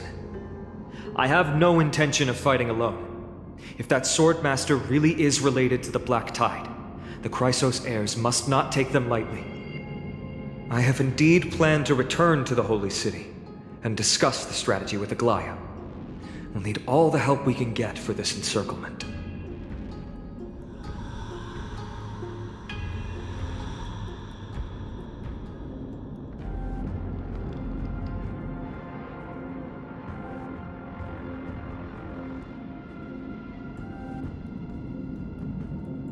Trinan will stay in the Abyss too. That way, both sides can communicate with each other if anything happens. Thank you, everyone. Partner, Treby, let's go. We're back, Aglaya. You should have come to me first, Finan. Aggie, there's no need to scold Snowy. Akama is currently in grave danger. I know. It's beyond my imagination that the only two titans humankind can still rely on fell in such quick succession. I've never seen the golden thread pulled this taut, as if it could snap at any moment. Finan, tell us your plan. Time is of the essence.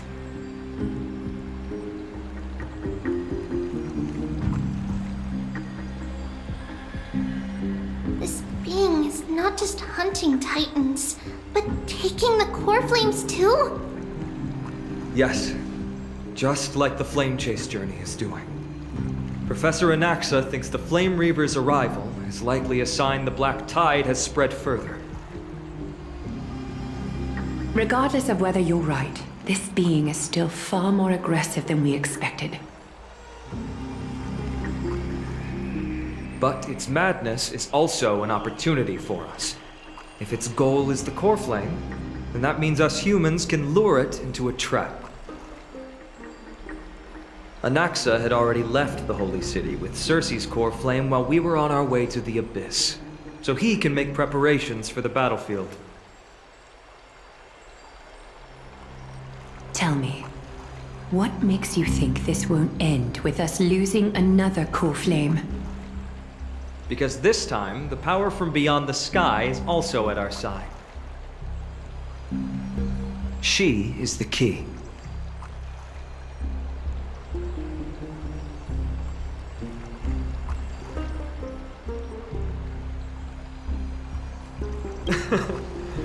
We need your other companion, too. Ma'am, do you mean me? I see. Finan, that battlefield you mentioned. Is it Castrum Kremnos? Yes. I'm sure everyone remembers the astonishing miracle our partner here performed with her companion during the battle with Nikador, and how they awakened Castrum Kremnos' past.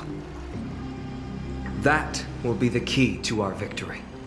We will use Orynyx's power to once again open a passage to the past and lure our enemy inside. Then, we'll seal the Flame Reaver in the maze of time. Impressive. Orynyx has fallen, and Yanis's divine power already belongs to Akima. Once we take back the core flame, the Swordmaster will have no means of escape. It's very clever, using the element of surprise instead of brute strength. Can you do it, little one?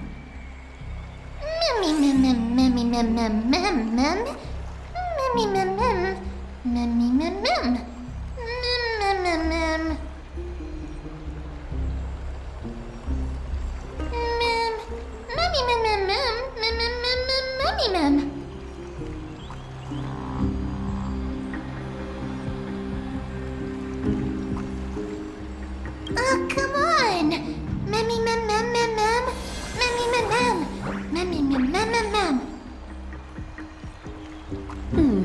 Such enthusiasm. I'm glad to see you're confident.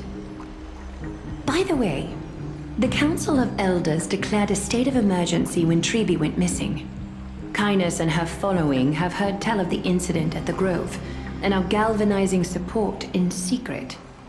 I fear she'll make her move before the next assembly of the citizens. What are they plotting? That short-sighted politician likely believes the Chrysos heirs have outlived their usefulness, and is making preparations for her next step. That ugly side of humanity is something we'll have to deal with eventually. But that's a problem for another day. I've sent Castorus ahead to the council with a message. She should be able to keep the situation under control for the time being.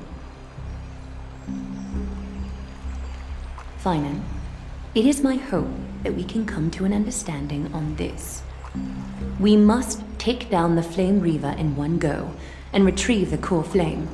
And in doing so, grant ourselves an advantage against the Council of Elders. Of course. You may count on me to lead the charge. I apologize for tasking you to spearhead the plan once again, but Akima is currently beset by enemies from within and without. The situation brooks no delay, and we have precious little time to confer and discuss the plan with you. That being said, you are the key to our success, and I shall respect any decision you make.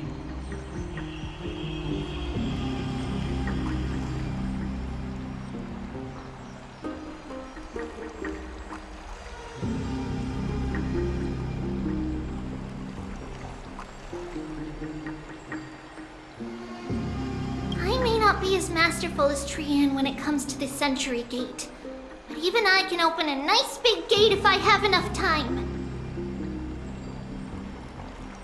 As for whether we can take back the core flame, that will be up to Anaxa's capabilities.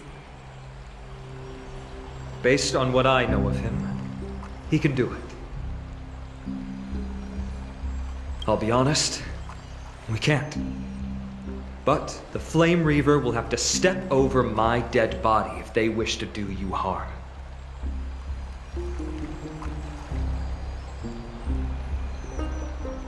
Of course. Should you feel fatigued after our confrontation with the Flame Reaver, you are free to withdraw from the battlefield. We will find another way. We are grateful to you for your aid, and to the rest of you as well. Now, let us be off to begin the hunt. May Kethely sharpen our gaze and grant us victory over the enemy.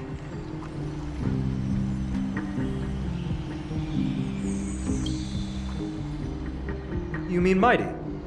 He's dealing with a different problem. Don't worry, that man would never miss out on this fight.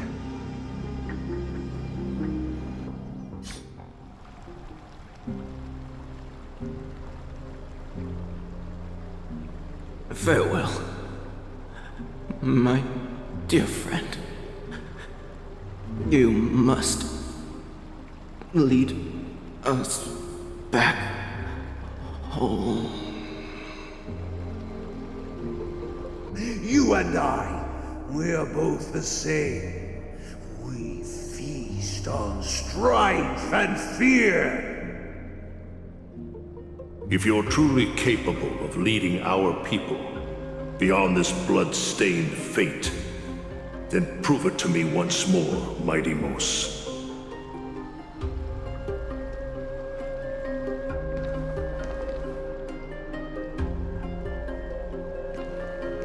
I knew you'd be here. I heard you're about to set off on an expedition.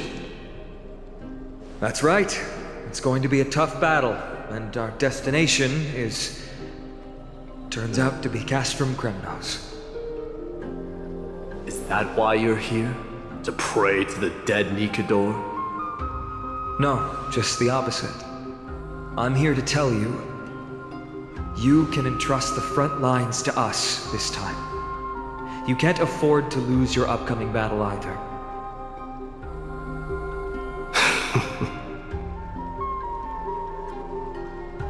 Have you heard the story of Geocles the Mountain Breaker? Sounds like you've spoken with Cartonus. That's the name of the legendary mountain dweller, right?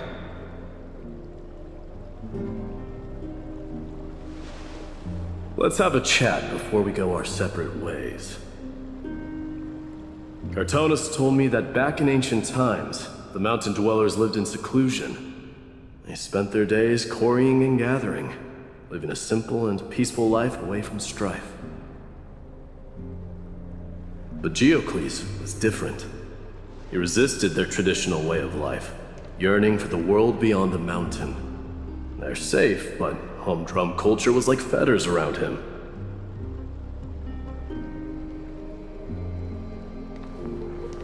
He sounds a lot like you. Yes, that is why he too faced the same dilemma as I do. One day, during one of Geocles' many ventures beyond the mountain, he spied a battalion of Ladonians stationed at the foot of the mountain.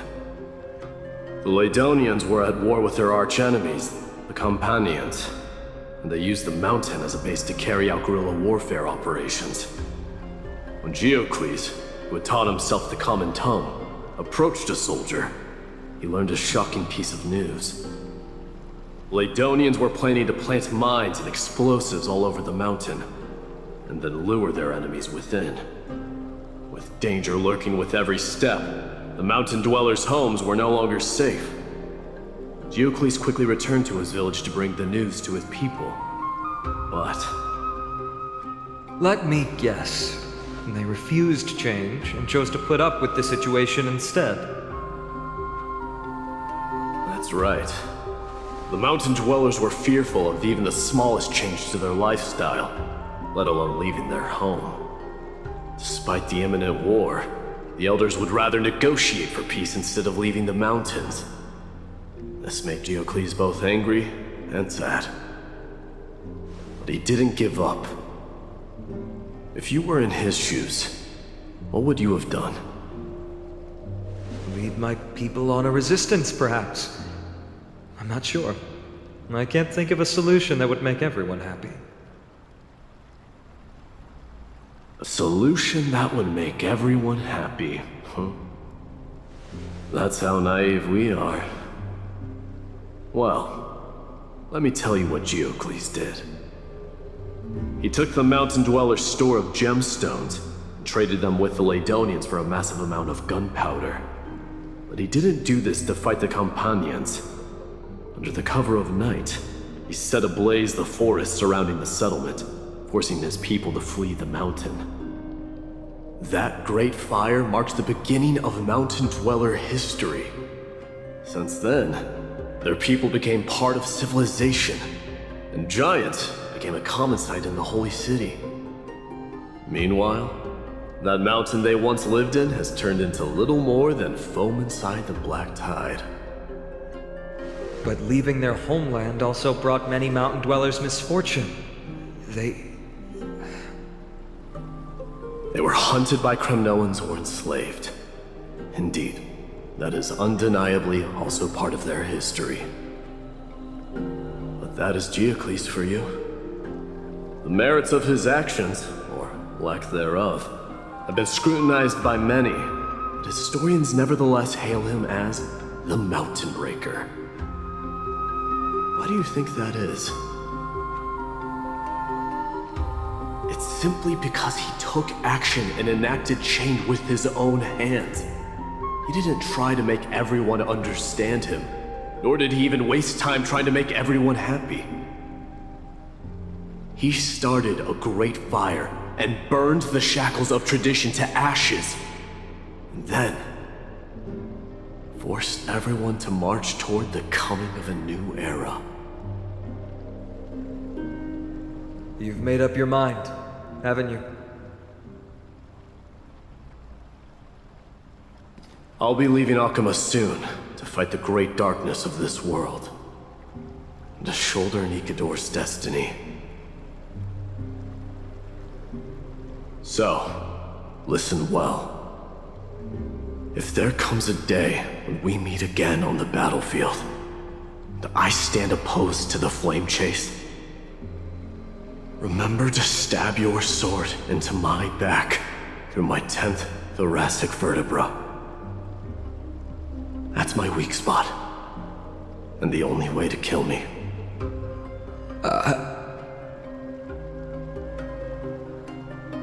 You have my word.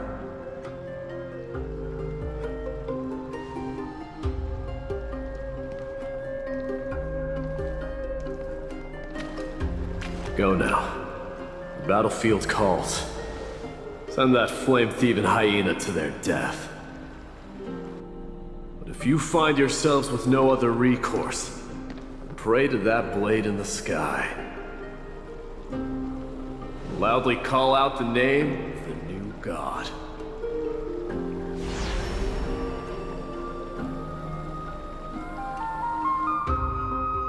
That's the sound of an all-out war. Not the kind of ruckus Professor Anaxa can raise on his own. Let's hurry.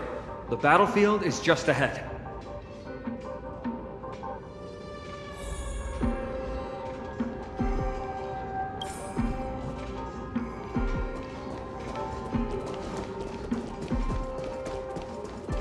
No way. A Kremnoan?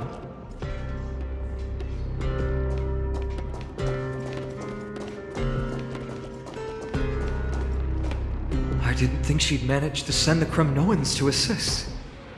Brave warrior, what's the situation on the front line?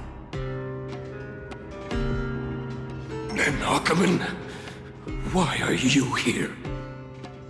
What? Didn't Aglaya tell you? We have been instructed to assist you in trapping the Flame Reaver. Aglaya, that vile usurper. I spit on her name. Our king will be back soon. He'll be able to deal with you and that black road.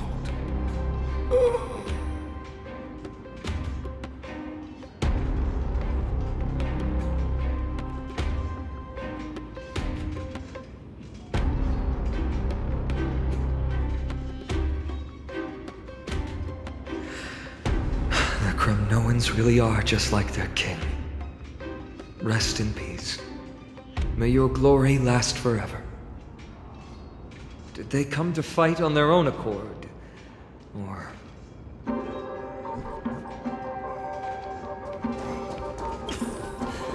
I can still fight. I must become king. The door is with us!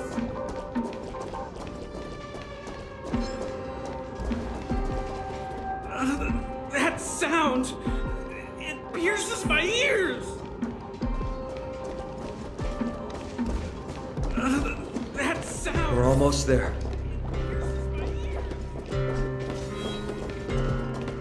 Can't see.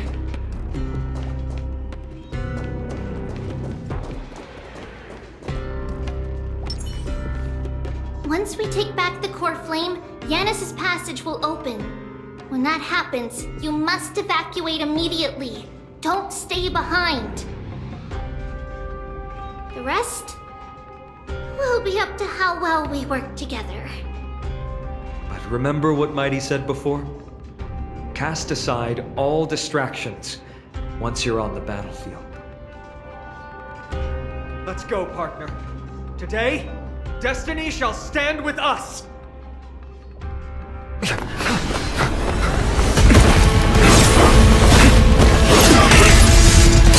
Finally!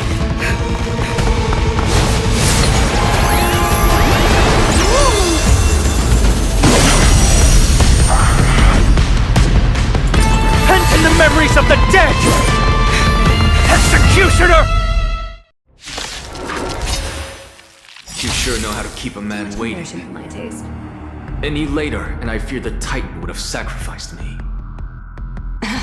Frail child of humanity, 'tis more effort keeping you hale and whole against that blade than it is in seeking the truth of the world.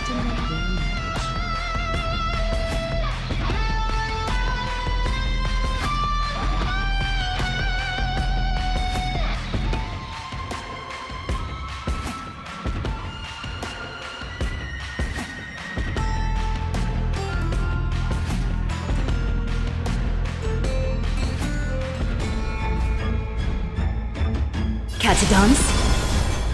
Countless thus our fates become one. So fragile, like a wisp of silk. Of no great concern. All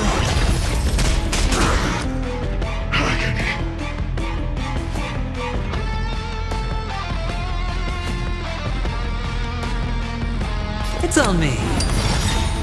Heard the call. The dice have bust.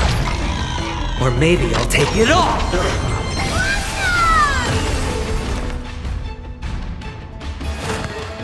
Moment and doubt, farewell. Is that fear I sense? This will watch over you and guide you on your path. All lies should be revealed.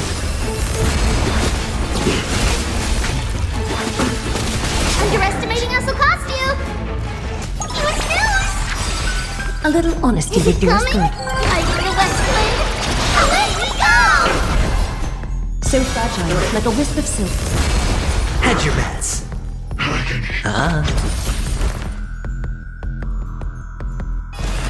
Serenity is before me. Is that fear I sense? All lies should be revealed.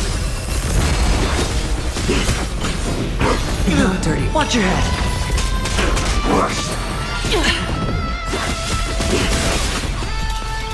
Countless thus our fates become one. All in. So fragile, like a Get ready, Croc. Can't hold out much longer.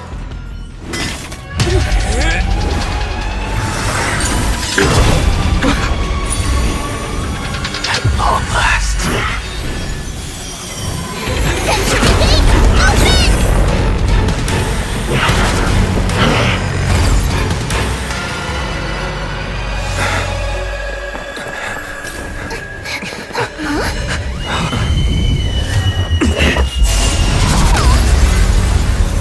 How embarrassing. You didn't come down from the sky? The city is mine anyway. So why shouldn't I go through the front door?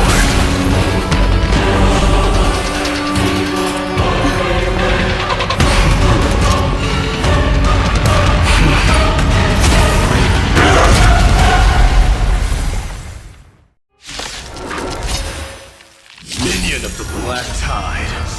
I, King of the Kremnoan Legion, will be your opponent today. Long time no see, Mikador.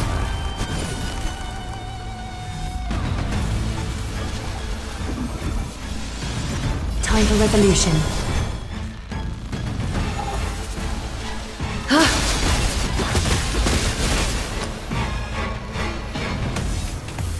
Spend freely.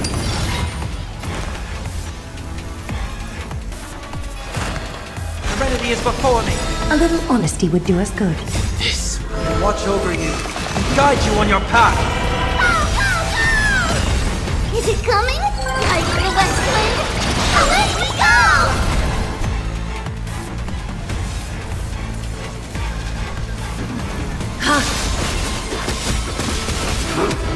Such petty tricks.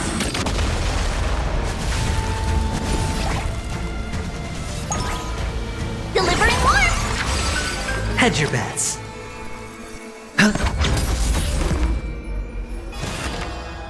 Doubt farewell. Is that fear I sense?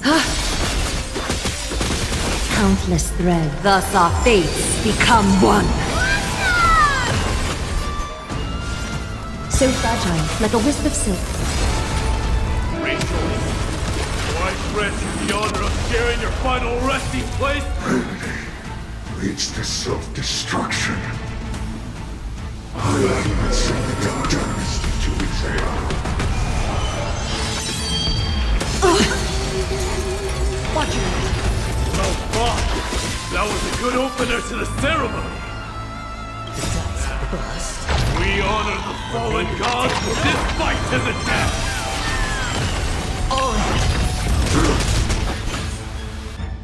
All lives be with It's time to end this.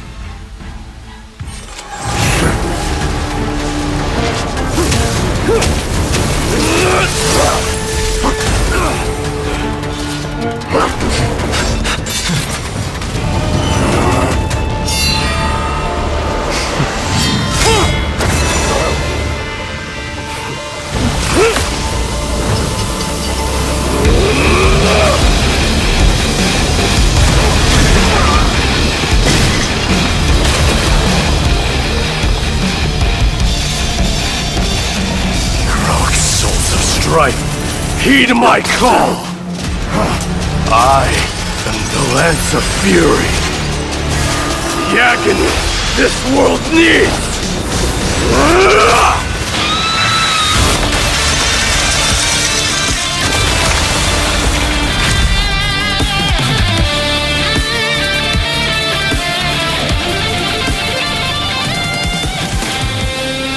Witness this. New God has come to Castrum Kremnos. Look! The warriors have returned! But are the rumors true? Has Ornyx fallen? It's as the Council of Elders said. We face a dangerous threat. Yet the Chrysos heirs are only inciting more chaos. They don't care about the people's safety. They really gave the core flame of strife to a Kremnoan at the end. What a noisy crowd. This, doesn't feel right. It's probably because Ornyx is gone. Ornyx was a generous titan in the eyes of the people. They graced us with miracles, allowing humanity to reap many a convenience from the past. What they don't know is that the Titan didn't do all of that of its own volition. Regardless, the Titan has fallen, and we must surrender Ornyx's core flame. A meeting with that woman again so soon? I just can't catch a break. Professor Anaxa, why don't you find someplace to rest first? Matters that require Aglaya's attention are piling up. You two meeting again will, forgive my honesty, only distract her. Just try to stay on your best behavior, if you know what I mean. That's not up to me, I'm afraid. I've been trapped in her prison the moment I set foot in this holy city. The price of having a Titan living in my head, I suppose. Don't worry, I don't want trouble either.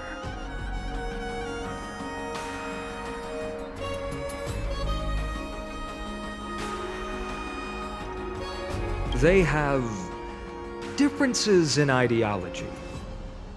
All right, I suppose that's putting it lightly. Don't worry, you'll figure out the intricacies of these relationships sooner or later. I'm sure you don't need my help handling Ornyx's core flame. So I'll be off. I have some personal matters to attend to. It somehow feels like D has closed himself off even more after he completed his trial. Yeah, a lot has happened in the past few days. You've been lost in thought for a while now too, Treeby. Did Trinon bring news? Yes. She has found Trian. She was at the bottom of the valley outside the temple. But that's where the good news ends. I'm sorry. It's alright. They also found someone else besides Trian. He was no better than a corpse when Trinan and Hyacinth arrived. He had suffered more cuts than could be counted and leaped off a cliff from a great height, all to free Trian's body from the clutches of the black-robed swordmaster. What a brave soul. Do we know who he is? Yes. It's Krateros.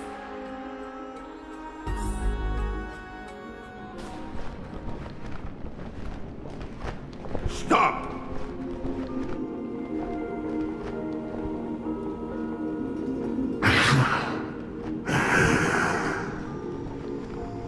If you want this girl dead, you'll have to kill me first.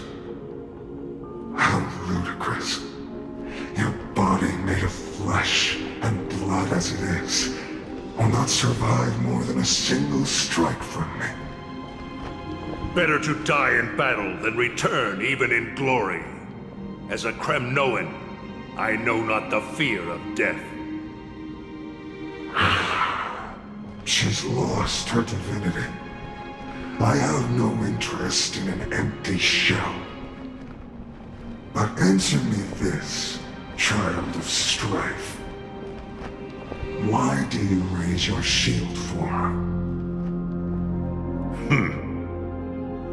As the leader of the God Shield Brigade's elite, I protected the king against the Black Tide with this very shield. And I've done this over and over, hundreds and thousands of times. A pathetic killer like you could never understand the weight it bears. Pity. And crumble like rusted iron. Good. Supreme glory shall be mine, as I indulge in the libations and incense offered by my descendants. Come, let us fight! For Kremnos! For my king! For Amphorius!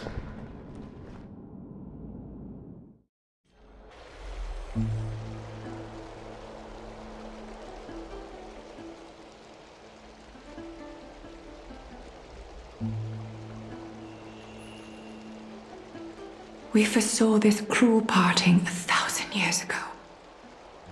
Today is but a reminder of that bitter taste. But Lady Aglaya, I don't understand.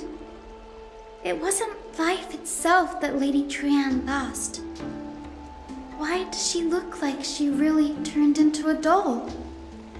I don't understand. Don't be sad, Hyacinth. Trian has used up her borrowed time from Yanis, that's all. Her spirit is now riding the west wind, flying ahead to a world free of sorrow. If a world like that truly exists, does that mean everyone from the Grove is there too? It exists, Hyacinth. Do you not remember? The prophecy that guides the Chrysos heirs is the voice of Kefili before it fell silent. It loves all of its creations dearly, and would never bear to lead us astray with lies.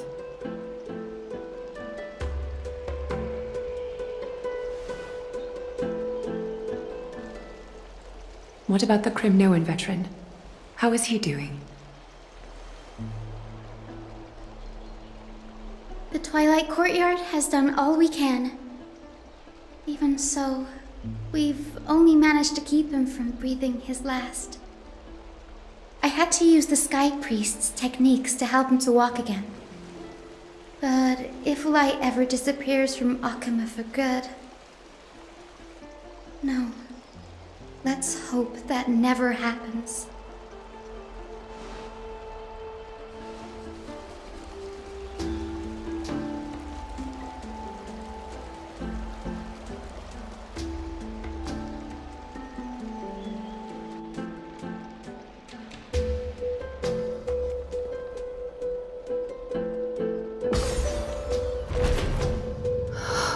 The parting hour is upon us. Yet the golden thread runs slack. The heroes have returned with their spoils. Everyone, please take this opportunity to rest and prepare for what awaits us. You've returned unscathed and brought tidings of triumph. Truly a moment worthy of celebration.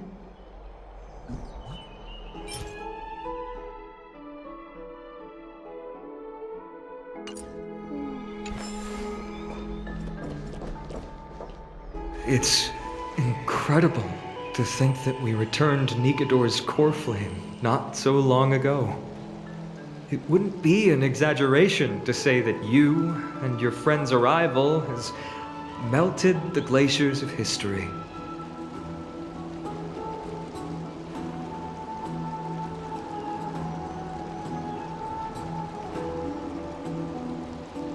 You could say this is the true face of history. It slumbered for 1,000 years, only to awaken for this one moment.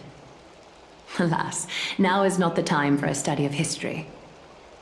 I do not see a Naxa around. Was this under your instructions, Finan? Yes, it just seems much more efficient than letting you two go at it endlessly. A rash decision. After all, he still bears a core flame with him.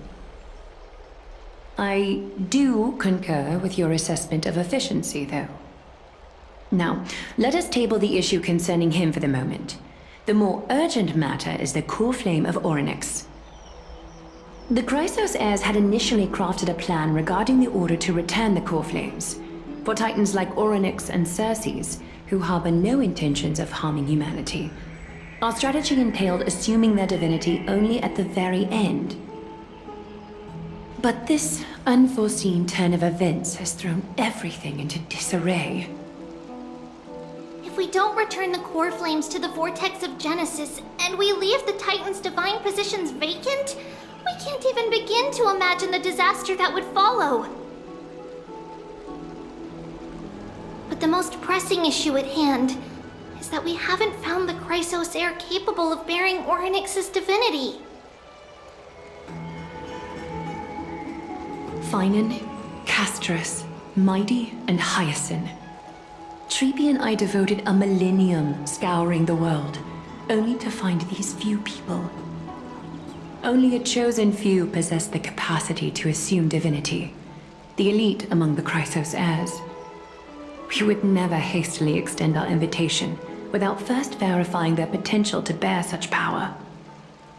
Yet we cannot compel anyone into divinity, as it would be no different from sentencing them to the gallows. Truly a dilemma. Yeah. How about letting her give it a try?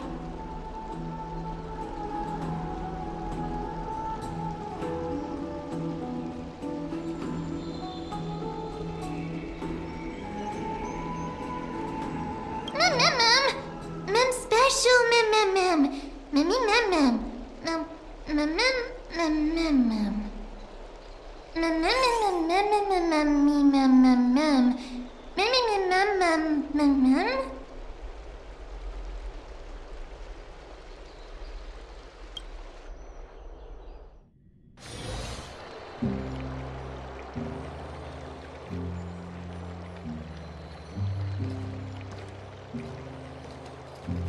I see the Reaper has forsaken you too, teacher.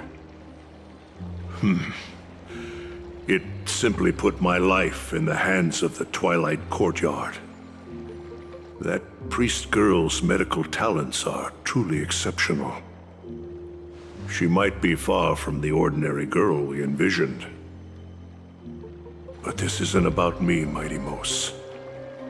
I saw it. You finally decided to embrace your own fate. Power of strife is stirring a tempest within me as we speak. My bones have turned into steel, and my blood is seething in a blaze. Past rulers of Kremnos could only aspire to this might, yet I have merged with it. I've made history, and henceforth divinity and kingship shall coexist as one. Indeed, you've realized the aspirations of every former king of Kremnos. And now, you can at last bring our people home and reforge the glory of Kremnos. Unfortunately, I harbor no such desire. What? What do you mean by that? Over 2 millennia past, devotees of Nikador's might banded together beneath their feet and erected a city of their own. Ever since then, Kremnoans have served as the blades wielded by the god of war, following the Titan's path in its conquest. Yet, gazing upon our history through the lens of my newfound divinity, I now see it with unprecedented clarity. This history is sheer absurdity and inferiority. People surge onto the battlefield like ants, plundering and slaying for their own greed, only to be trampled upon like ants. The city and the beliefs that Kremnoans hold so dearly, alongside the supposed tradition, mere anthills that can be crushed with a single touch in the eyes of the Titan. You! Are you trying to strip Kremnoans of the pride we've amassed over thousands of years with mere words? That pride holds little significance, Krataros. Now that I've assumed the divinity of strife, my next step will be to renounce the title of king. No! No! Convey my message to every Kremnoan. This is an order. Do not do this, Mighty Mos! I beg you! Our history commenced in the year 2506 of the Light Calendar, concluded in the year 4931. I, Mighty Mos, last king of Castrum Kremnos, son of Gorgo, do hereby proclaim the Kremnoan dynasty comes to an official close today. You have killed us. You have killed us all. No. I am granting you a new beginning. What is this? My mother's signet ring. It served as a symbol of kingship, and I now imbue it with a fresh significance. Take it, and rally those who have lost their identities. Convey the words of Mighty Mos, now ascended to divinity. You no longer need to chase fleeting honors or face death on the battlefield as if it were your sole destination. However, you must adapt to fit into the city you once observed with indifferent eyes. A cruel fate awaits Amphorius. No matter how illustrious a dynasty may seem, it crumbles to rubble and gravel before formidable foes. Yet, you shall tread the only path out, one that leads to a brand new world at its end. Why task me with being your messenger? Why not explain all this to them yourself? Because only humans can guide the path to be trodden by humans. It's not the lot of humans who crave the power of gods and spiral into madness for it. But humans who stand ready to raise their shields high to protect the lives behind them. I failed to save that child. That is irrelevant. As demigods, they have long been prepared for it. What truly matters is that you showed up there and shielded her. The one who persuaded Aglaya to set me free that night. Was that you, Mighty Mos? Yes. She's not one to easily make a concession. What did you offer her? I staked my mother's name to guarantee the integrity of your soul to her. And I promised her that I would dedicate all I have to the Flame Chase journey. And what is next, Mighty Mos? Where will you be headed now? To the place where I belong, to fulfill my promise. The madness that has plagued Nikedor and the darkness that has consumed Amphorius. It's now my turn to fight against it. There are some people to meet with before I leave. Let's go.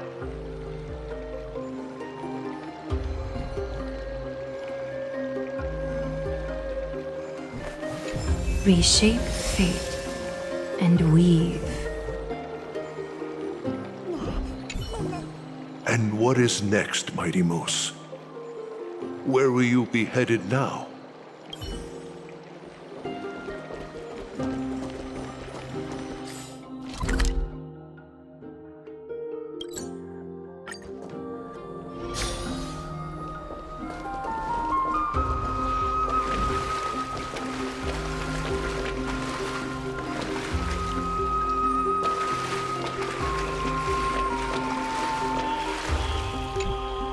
You're here, Mighty Mos. It seems that you are prepared. Yes. You aided Akima through yet another trying ordeal, and my gratitude knows no bounds. Isn't that exactly what you wanted? Not everything unfolds according to my plan. In the current state of the world, I can only proceed one step at a time. Furthermore, you are ready to dedicate all that you have, regardless of the promise you made to me, aren't you? Throughout my time in the Holy City, I've gleaned valuable lessons from you. Strategy, leadership, and adaptability to change. Yet, it's only recently that I've come to realize the truly remarkable quality you possess. And what is it? It's the magnetic allure in your presence. It draws people to gather around you willingly, to seek your guidance. They strive not to disappoint you, not due to fear of repercussions, but out of sincere alignment with your ideals. That is precisely what every ruler of Castrum Kremnos has been missing. I am truly honored to hear that. And now, Mighty Mos, you have risen as the most powerful demigod in the world. How do you intend to wield this newfound power? I shall see Nikedor's aborted mission through to completion, and become the strongest bulwark for Amphorius to defend against the Black Tide. I will secure enough time for the flame chase journey, until you manage to lead everyone to reach the miracle of Genesis.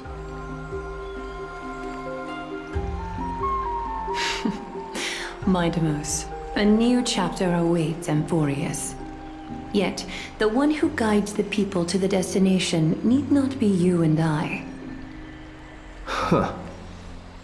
What did you see after assuming Nestia's divinity? Despite the passage of 1,000 years, every word of that prophecy remains as vivid as ever. You shall have your final bath in warm and radiant gold. Just as cryptic as all the other prophecies. What's the reason for the laughter? I was just thinking, if an ordinary person encountered these words, they would probably stay away from the baths for the rest of their life. But I cannot forgo the delightful experience a bath offers. So, I assume you also glimpsed yours, Midamos? One day, you shall die with a wound in your back. Well, that is a rather straightforward scenario. If I were to be terrified by drivel with no basis, I would not have attracted your gaze and joined the flame chase journey in the first place. You speak the truth. May you be destined for a powerful fate, and may we reunite in the promised new world. Farewell, mighty.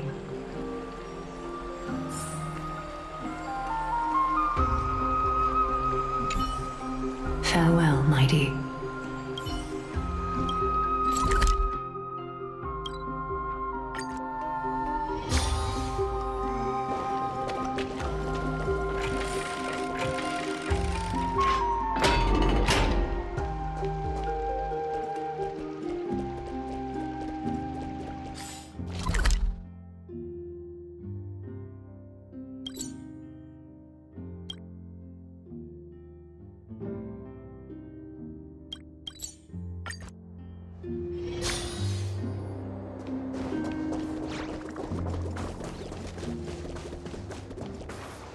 Is Lady Trebios not here? Lord Mighty! Hyacinth. So you are the physician Krateros spoke of. It's no wonder then that he was pulled back from the brink of death. You have my gratitude. I can take that as a compliment, right? I've heard about what happened at the Grove.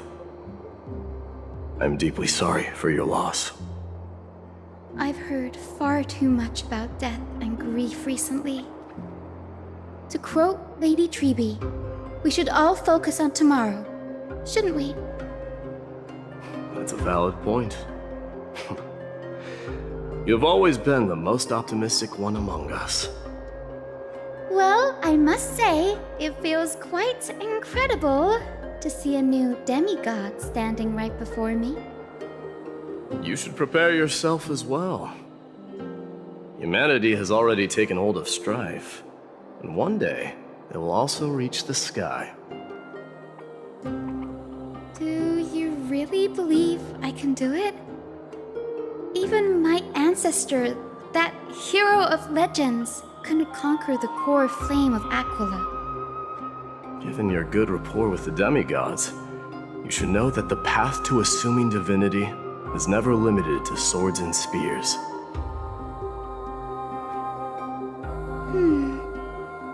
You've always been so perceptive, Lord Mighty. Rest assured, if fate has truly selected me, I'll be ready. Right. You are here looking for Lady Treby and Lady Trina, no? They're not around at the moment. Is there a message you'd like me to pass on to them? No need. I've already bid farewell to Aglaya. Meeting with the Oracle is simply a matter of courtesy. You've bid farewell? I'm heading back to Castrum Kremnos to fight against the Black Tide. in all likelihood, I will never again return to Akuma. Oh, On second thought, there is something that I'd like you to help me convey to them. I'm all ears, Lord Mighty. I'll make sure to convey every single word. Tell them that there is no longer a need to send scouts behind enemy lines. With a single message, the Lance of Fury will target anyone who dares oppose Akuma.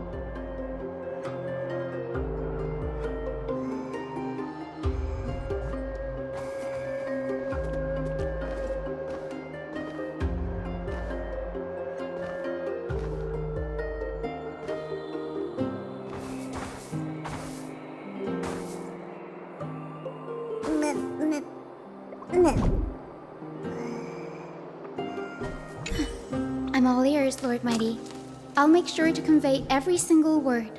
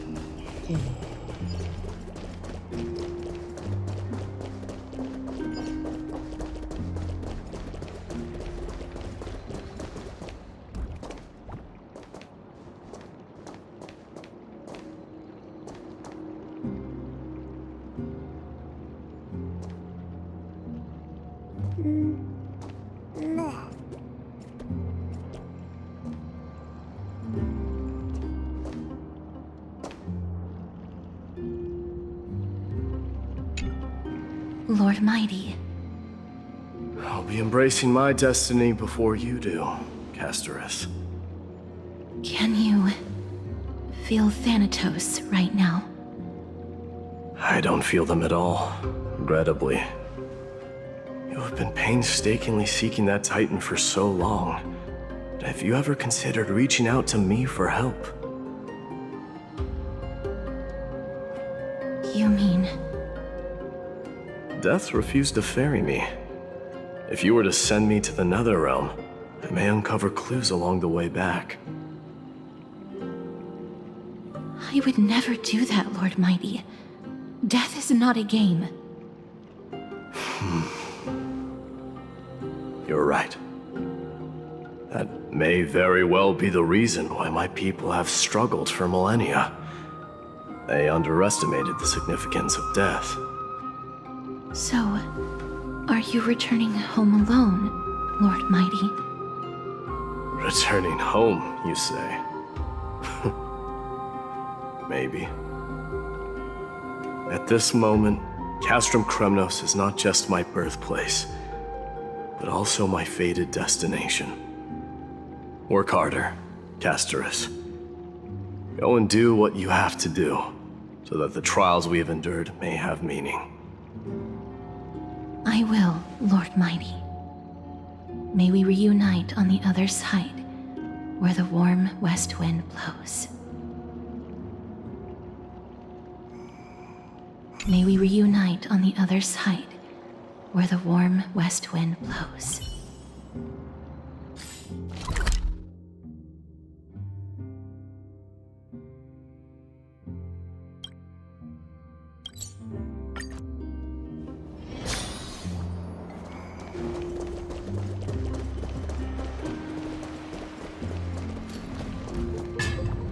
The King of Kremnos, without the signet ring, but looking more like a king now. No longer the king, Grand Craftsman. Matters not the title.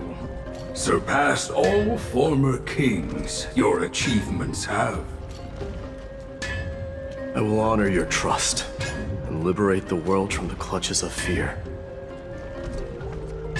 Nevertheless, I must request that you continue to watch over Phynon, Cartonis. I have a feeling that his fate will weigh heavier than all of ours combined. Keep Phynon in mind, I will. Return to your home, brave king. Together with everyone, I shall remain here. That thunder from Castrum Kremnos, we wait to hear. Together with everyone, I shall remain here. That...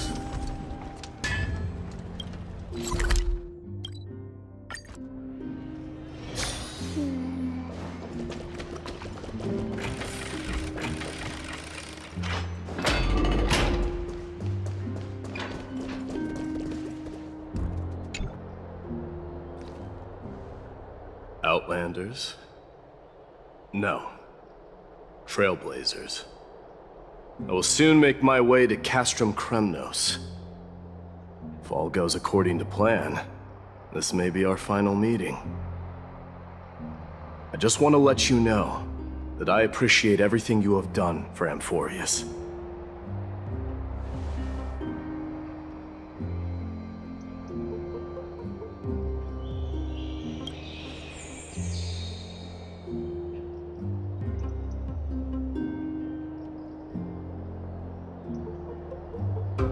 That means a lot to me. May success accompany your trailblazing wherever it leads. How about you let me guess what's on your mind?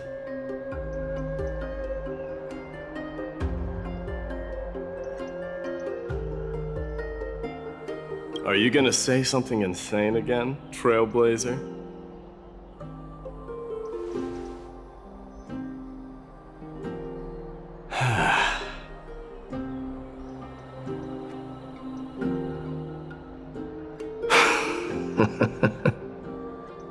Now that I bear the divine within me, I can get the vague feeling that you have a great significance for the future of Amphorius.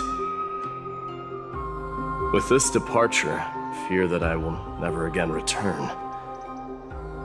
Can I entrust you both to watch my back and to continue supporting the Flame Chase journey in my absence?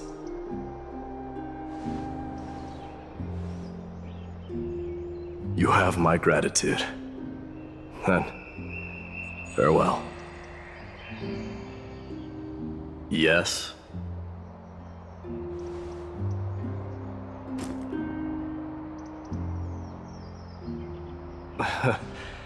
Sure, let's do it.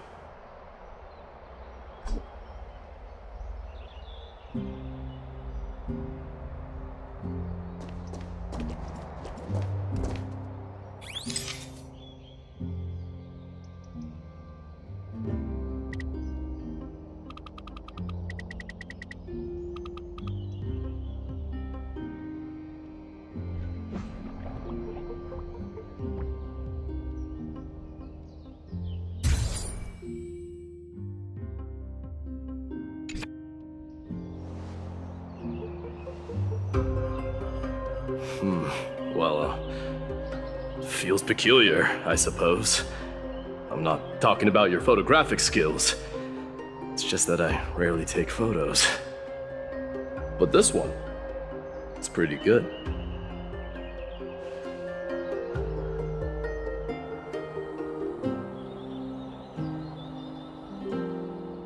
I wish the same for you during your time in Amphorius.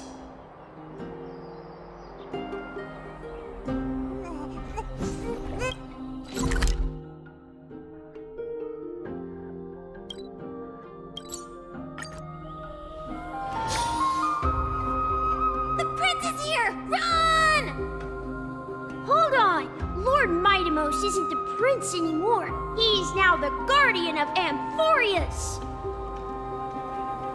What's going on?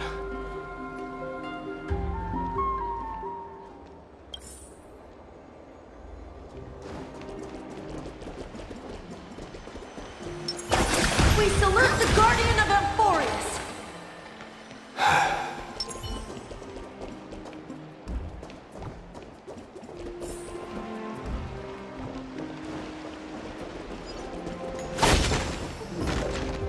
We salute you. May glory be with you. Home on our behalf, May glory be It's been a while, Guardian. We salute you. Farewell, Savior of Enlighten us with your Kremnos. guidance.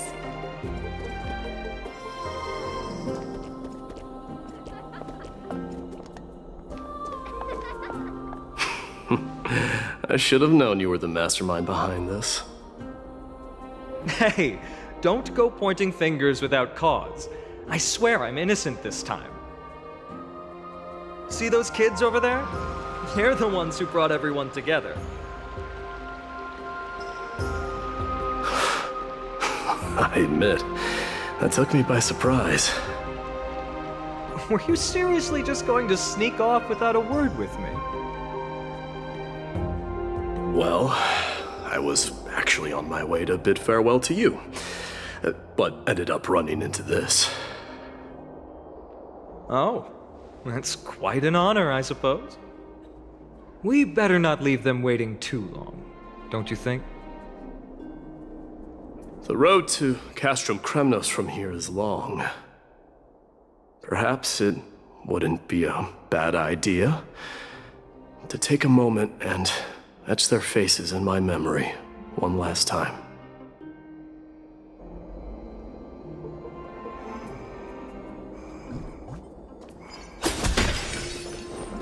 I think I see more than just the Kremnoans here.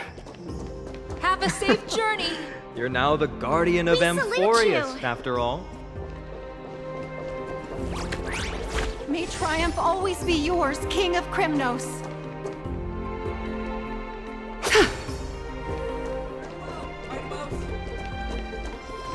I'm thinking maybe it's about time the god of strife gets a new name. Guardian? How about the god of solidarity or preservation? Dong Han mentioned that one to me. The black tide. I recommend that you steer clear from any situation that calls for naming things.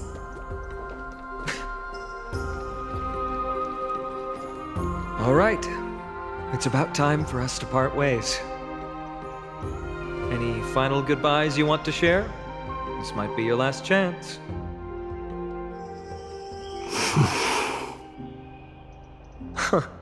Why so quiet?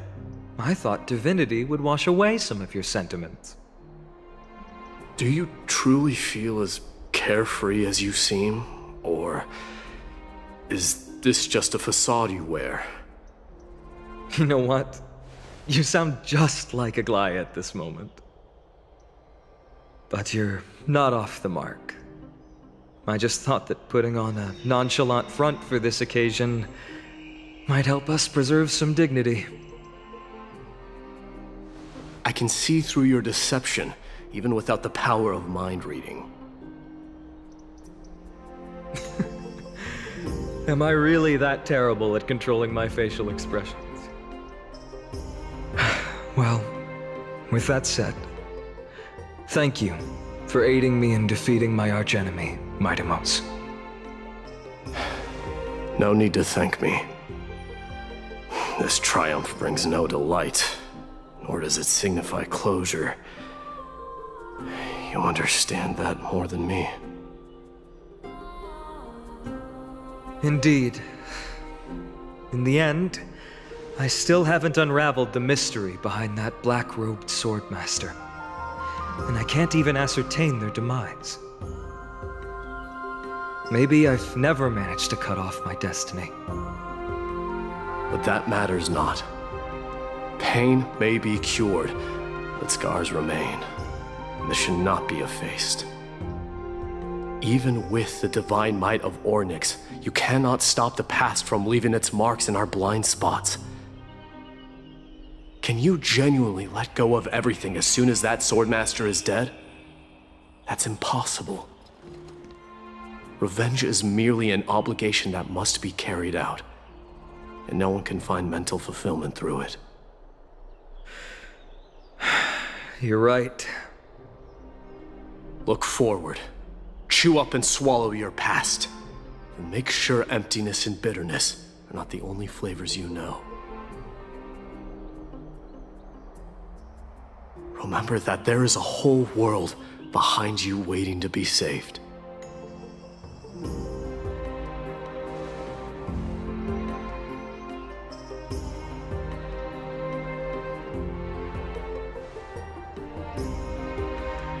I will keep that in mind.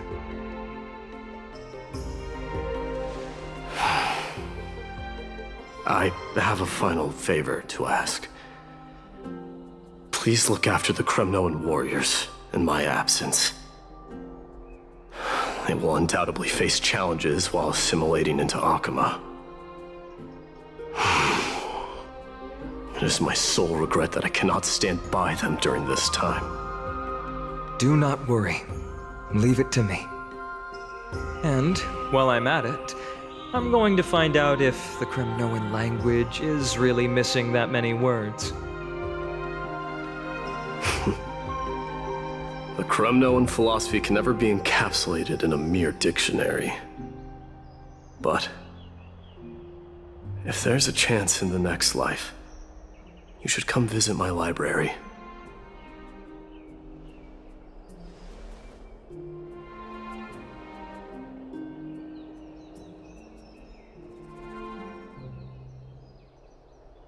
I'll be on my way, Deliverer. Remember to stay alive till the final act. Yes. Same goes for you. Don't die too easily.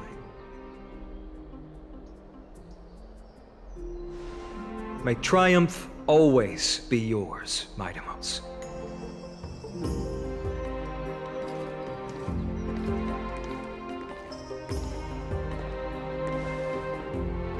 Oh, right. One last question.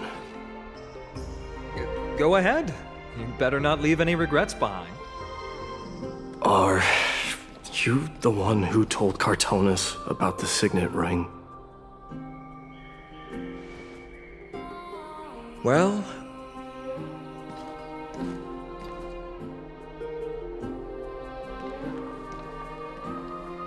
who knows?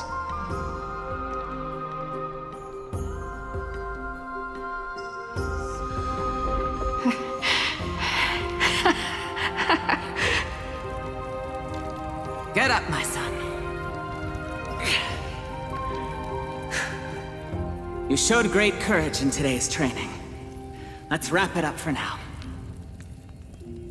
Yes, Mother. Mother, there's something I want to ask you. What is it, Midamos? Why must we learn to fight? It is for glory and honor, my son. For Kremnoans, mastery of swords and spears is ingrained from birth. And the battlefield is our destined end. Is that really the way it is, Mother? What makes you say so? Because you don't sound entirely sure. You're right, Midamos. I once believed those words, without question. Until your father cast you into the Sea of Souls. It was at that moment I realized how everything I believed in was utterly hollow.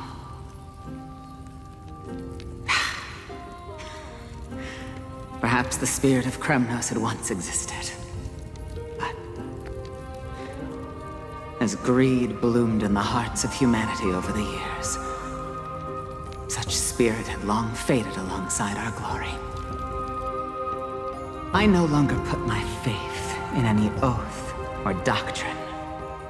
Now I have just one role. That of your mother, Midamos. Your guardian.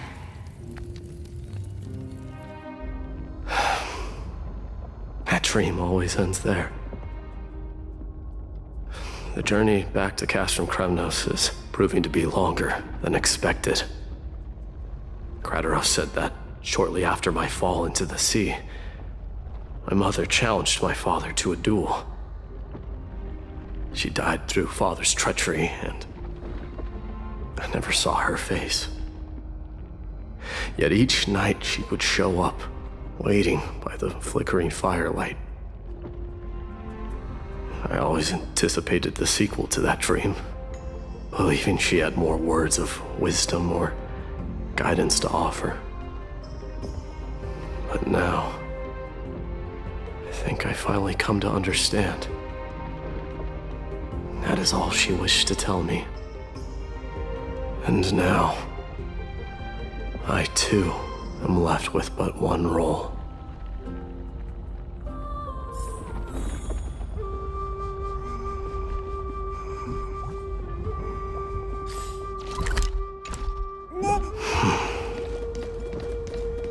It is time for this journey to reach its end. Look! Midamos is back!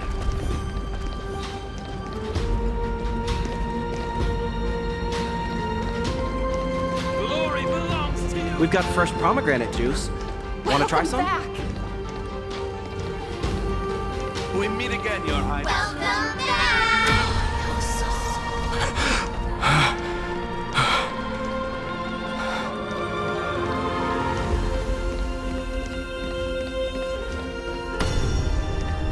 How was your training? Say, come and check out what I just wrote. You're looking well. Midamos! Did you just come back from training? May Nikador defend you!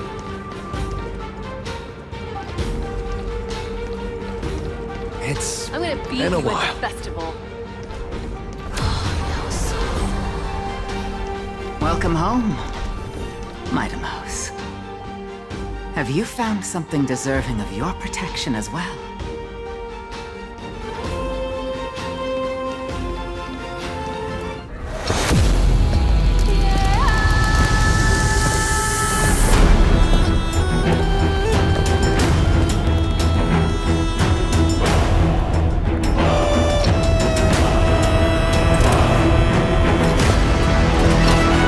The son of Gorgo will be drowned in blood!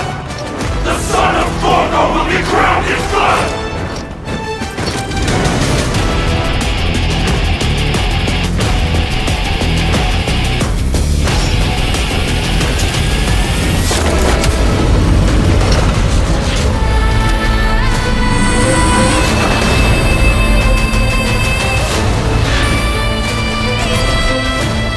Mother, I'm home.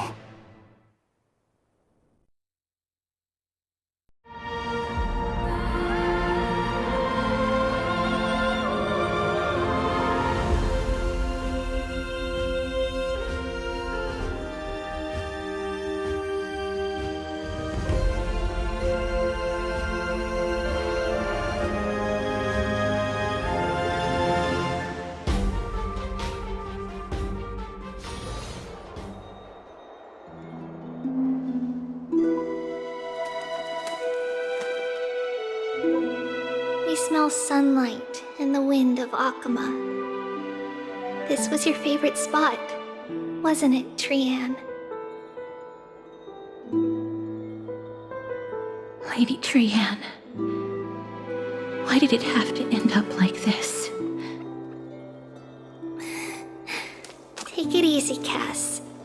Departure is a part of life. It's just that ours isn't as tumultuous as it is for ordinary folks. When we started our journey, Yanis had already provided their prophecy. Just like how that Titan divided themselves to create the countless passages in the world. It's only natural for us to follow the same path since we inherited their destiny.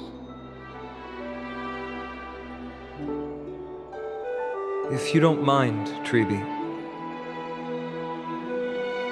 are you still willing to unveil that past for us? The past regarding the prophecy?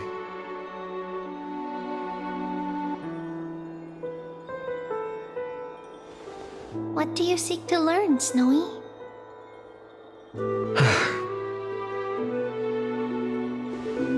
Midimos has left the city to face his own fate. That is, the fate of every demigod. We will all eventually let go of our past to follow the same path as his.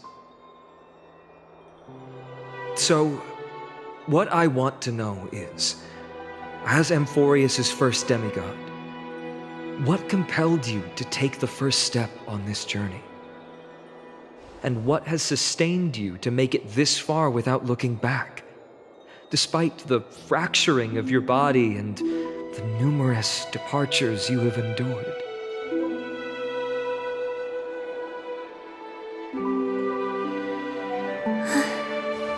All right. Teacher, are you sure about this? Dee is already doing what he has to do. What reason do we have to keep it from them? Let's go, everyone. Let's go to the abyss of fate and see how it used to be.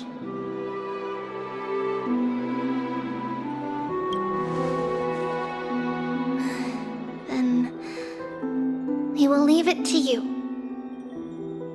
Trinan, would you mind? Tribi, are you not coming with us? I want to stay here with Trian for a bit longer. I see. We'll be off then. Take care. Since you have made your decision, then let's proceed as you wish. See you later, teacher. Cass, are you not going with them? No. I'd prefer to remain here to accompany Lady Trian. She hated being alone. What's this? A little gift that I had hoped to deliver to her personally, though fate had other plans. Oh. So you saw us arguing that day? Yes. I figured Lady Trian would like it a lot, so I bought it. I see. Cass, you know, I recognized it immediately that day. It truly is an authentic piece from Yanissopolis. Then why? It's just that Trian had forgotten far more things than I. For example, she forgot that this glass object meant something unfortunate according to the traditions of our homeland.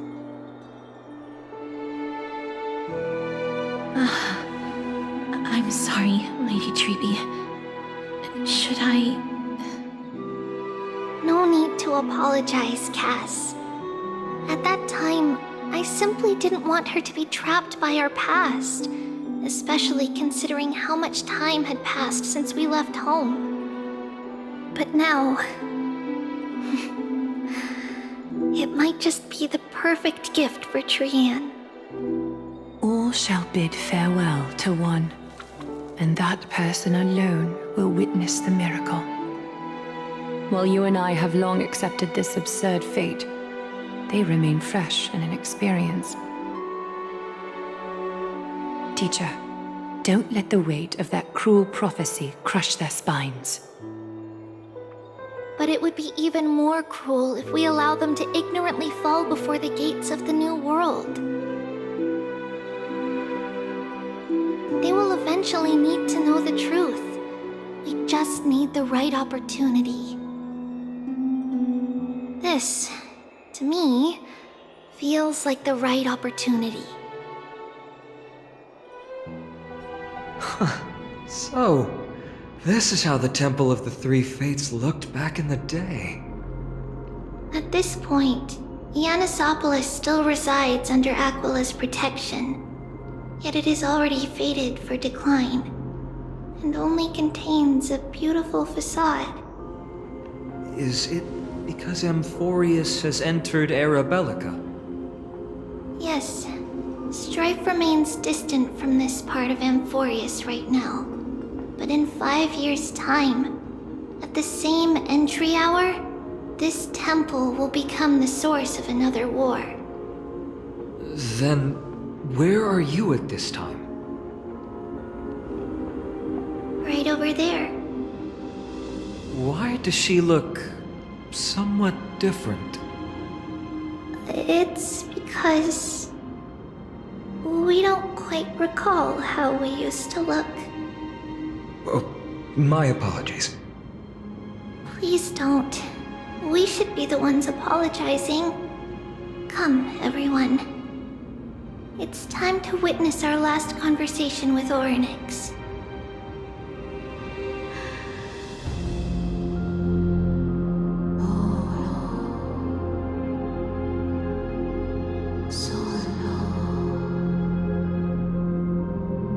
You're here, Orynyx.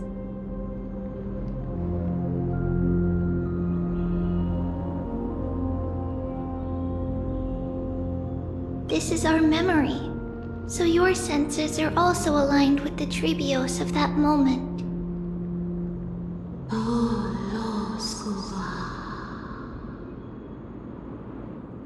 False prophecy, huh?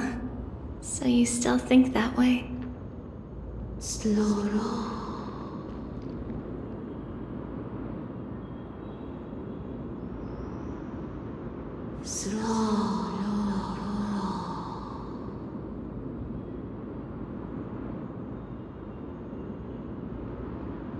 But the Black Tide has already arrived, and Yanis remains in slumber.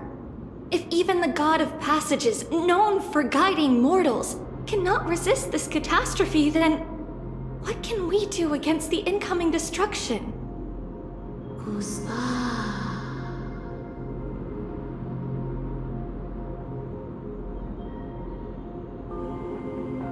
Those chosen by fate would never have their family taken from them.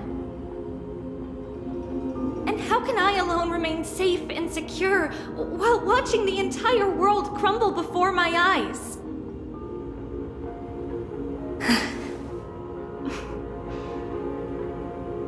This might be our last conversation, Orynyx. I will do everything I can to protect you from the Black Tide.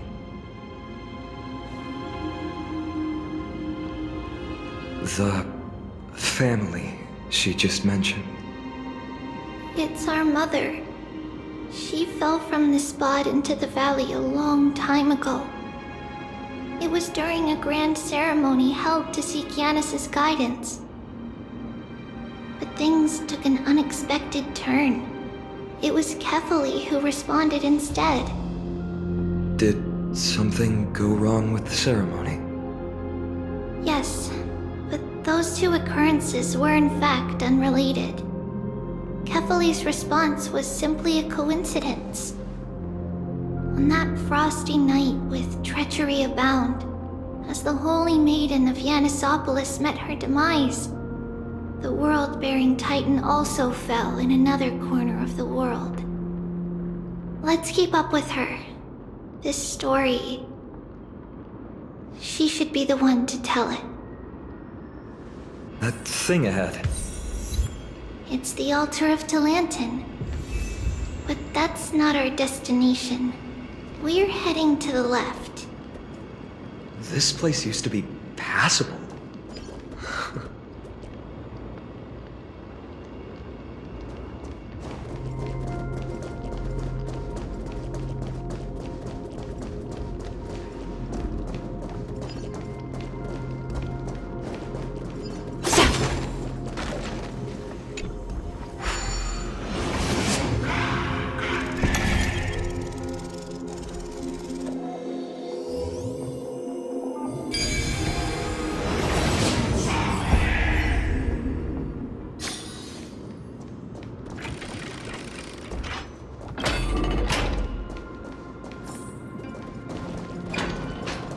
I never thought there would be such a hidden space in the Abyss. This is the Archive of Prophecies, an important ceremonial site back then. Is this Yanis' maze that Trinon used for divination in the past? Not only that, it also serves as a lock. Our childhood abode lies sealed within. This is the largest puzzle I've ever laid eyes on. And it even acts as a door lock. Should have expected something like this in the homeland of puzzles, I suppose. So, how are we going to solve it? Just follow the designated path and let the stone ball fall into the pool twice. Seems pretty straightforward. Even Mighty might be able to complete it in a single try.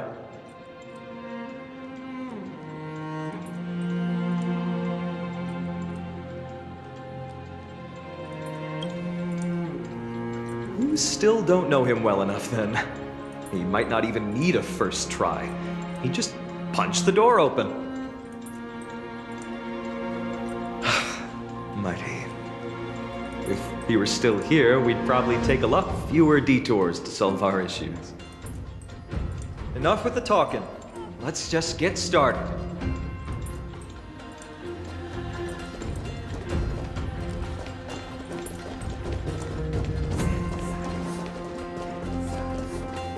If I become a priest, will Ulrich see me? A gentle texture and a fine craftsmanship.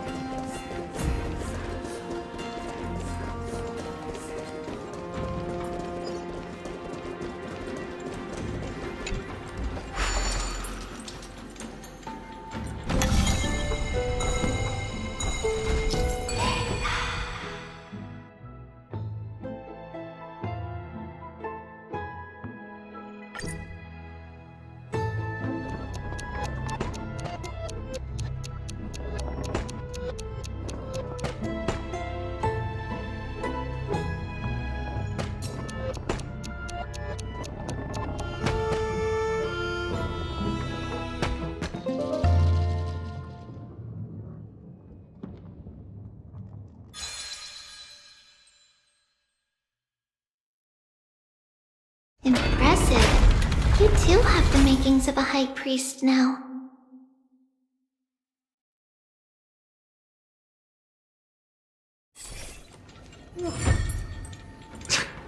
Getting that stone ball to the endpoint looks pretty tough.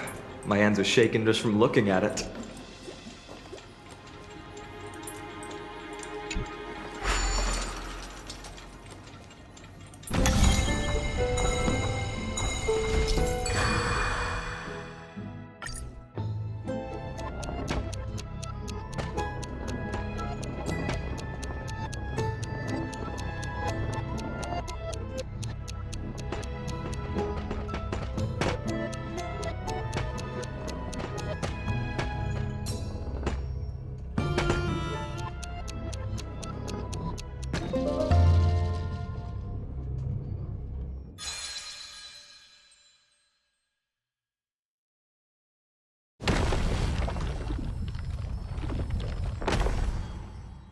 The secret door is open.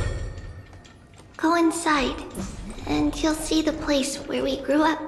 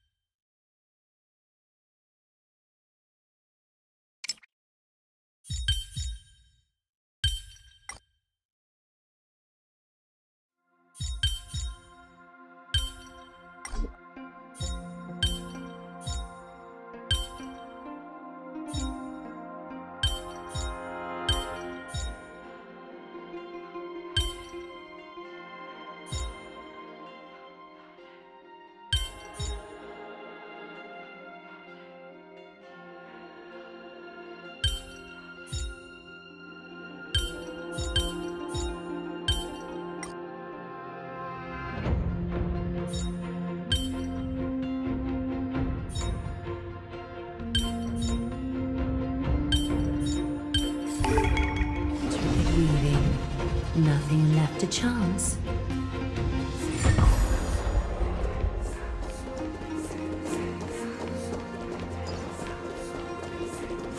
Praise the Law Titan, the Lantern, the Gale of Justice.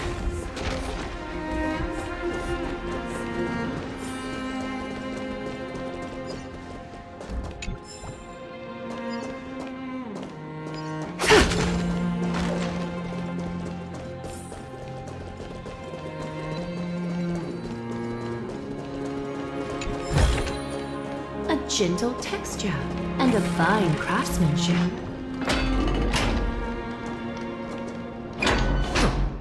You grew up in a place like this. By the time we were born, the role of the Holy Maiden had already diminished to a mere title. Those in tune with the Titan's guidance are bound to become messengers for others. To maintain appearances, those in authority added some embellishments. And with Mother around, our childhood wasn't entirely without joy. Even so, I still find it hard to imagine. 20 years can go by in no time. Trinon, for most people, 20 years is a long period of time. Right. Becoming a demigod sure changes how one lives through time. It's hard to believe it's been so long. Your power is exceptional, Little Gray. This place looks exactly as before. Let's explore the room a bit.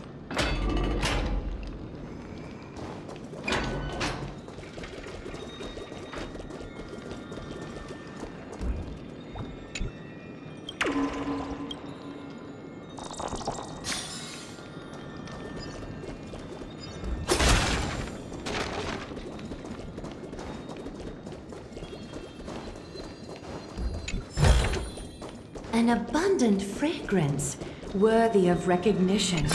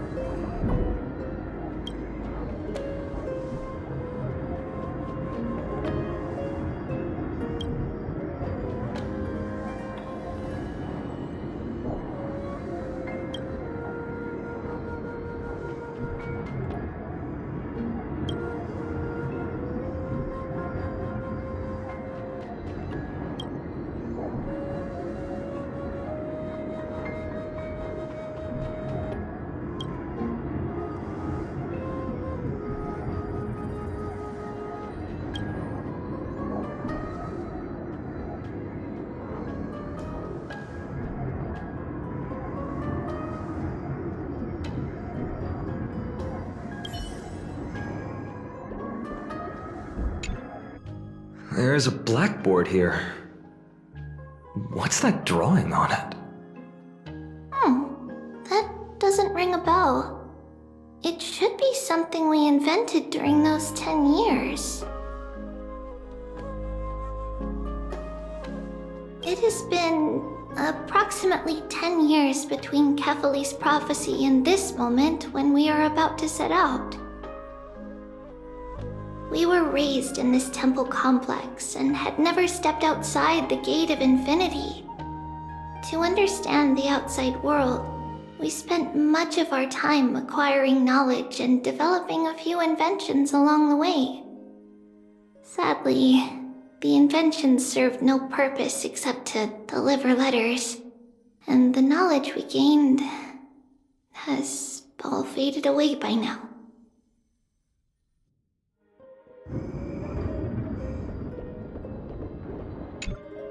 The shelf is packed full, but all I see are annals of geography for various cities. There are also documents about various kinds of Titan worship. Because we believed that we would need to travel great distances to convey Kefali's prophecy to everyone, and should learn about the terrains and customs of various places beforehand.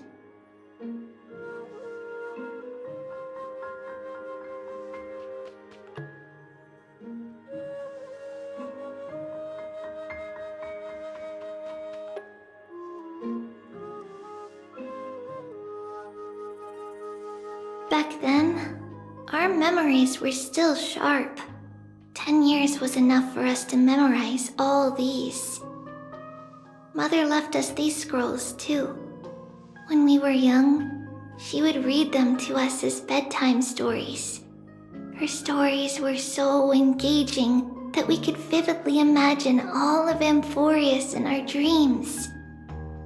Unfortunately, only after Mother was gone did we realize that what was written in the scrolls was far from engaging.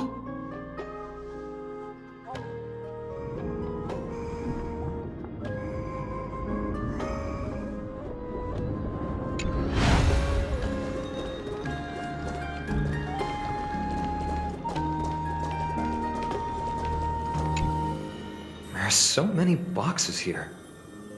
These should be our belongings.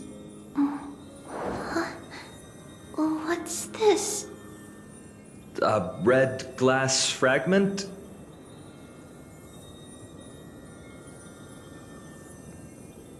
We were still very young the first time we saw it. Mother came back with a beautiful glass piece, but her face was streaked with tears. She simply placed it on the table. It looked so sparkly that we couldn't resist playing with it, but we ended up breaking it by accident. Mother didn't get angry. She simply held us quietly for a long time. It wasn't until we were older that we learned in Yanissopolis, if someone gloriously died for destiny, the Holy Maiden must pick a piece of glass from the volcano's quarry and polish it, then give it to the deceased's family. On the day Mother returned with the glass, her friend lost his life on the battlefield. Since he had no family left, Mother had to keep it herself. Later, on the eve of the ritual, Mother also gave us a beautiful piece of glass. Let's move on to the bedroom.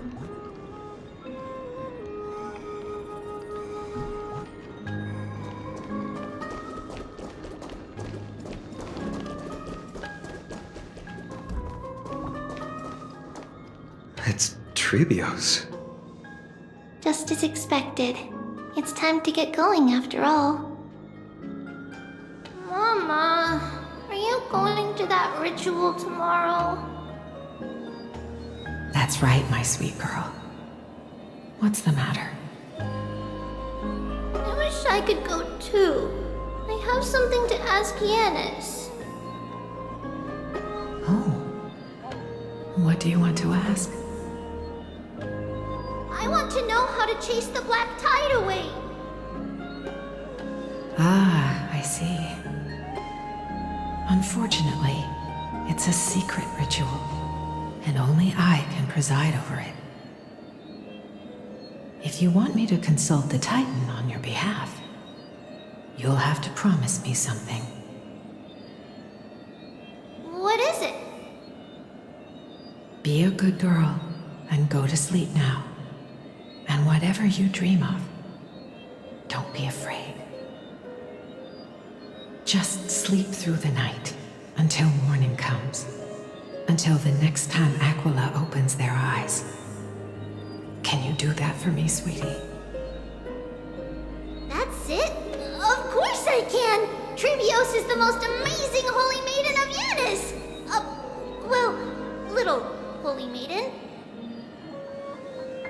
But why, Mama?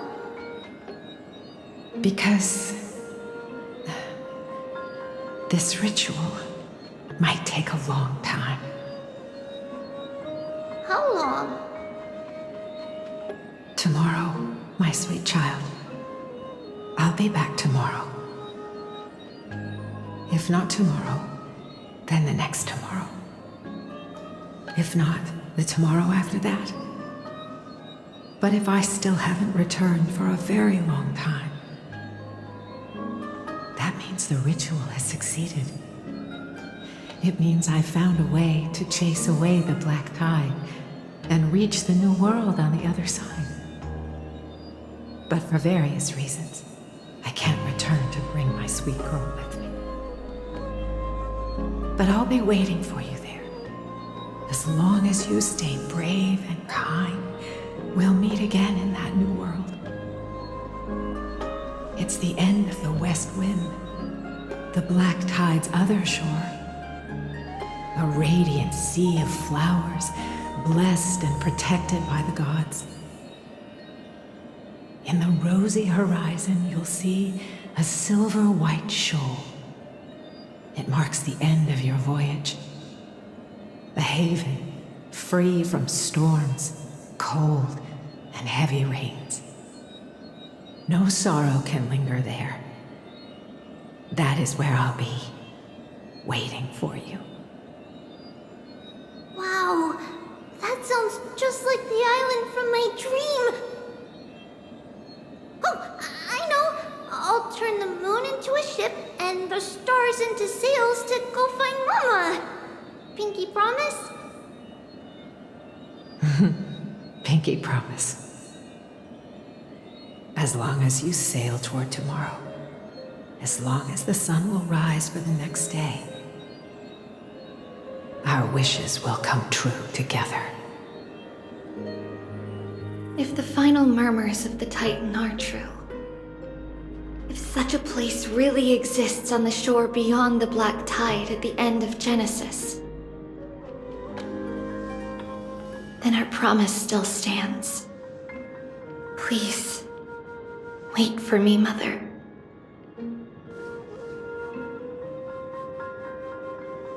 After those 10 years of darkness, when Aquila opened their eyes for the last time, we finally set off. Where did she go?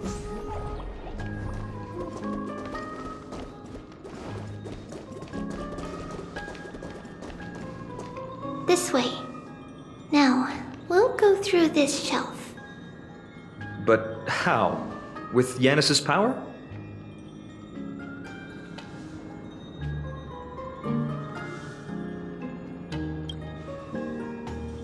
Indeed, we hadn't acquired their power back then.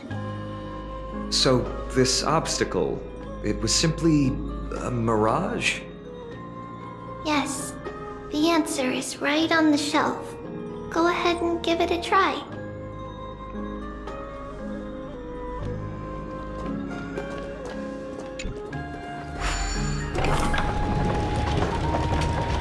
It's a secret passage.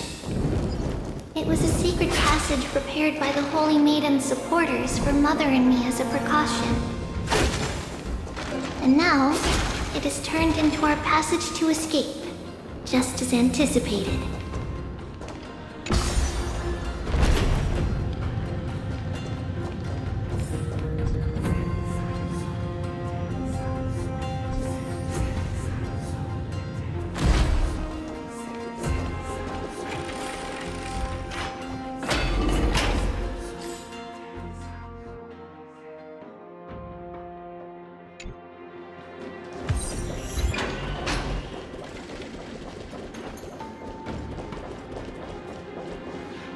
The path to the temple was in quite a state.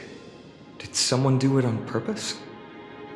No surprise at all. Some people caught on to what we were planning and tried to intercept us, while others were willing to clear the way for the Holy Maiden. I can't move it. I can't cling over it either.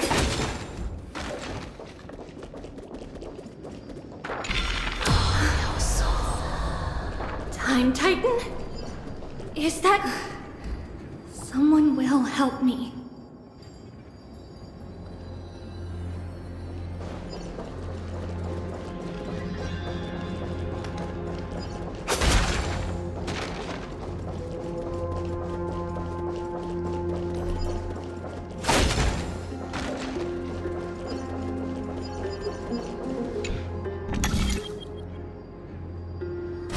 Just like this.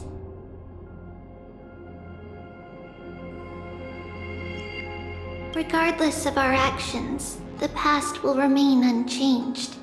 It was someone else who helped Trebios in the actual events of history. We don't remember the details. As for why memory recreated the past to be like this, it must be because it's closer to the answer within our heart. The passage is now cleared.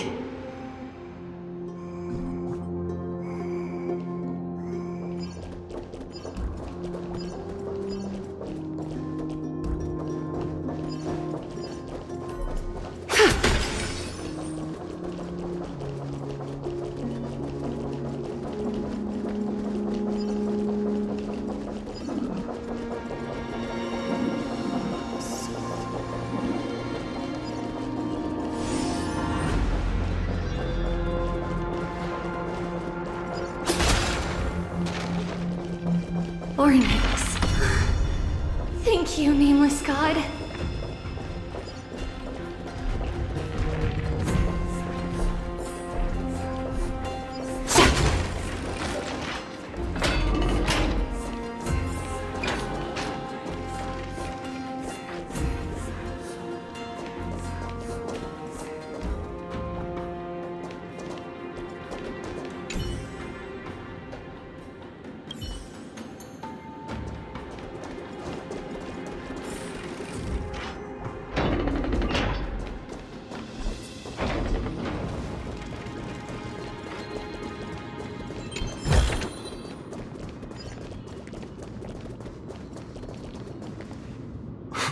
Whoa! It looked truly magnificent back then. Relax. Take it easy. All these people, they're just civilians, not enemies, correct? Mostly, but it might not be the case later on.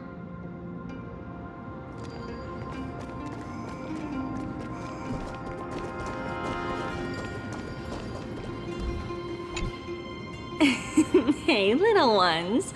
How did you sneak in here? Shh! Please keep it down. We had to be really sneaky to get in here. Okay. But what did you sneak in here for? I heard there's a lovely holy maiden living in the temple, and I want to meet her.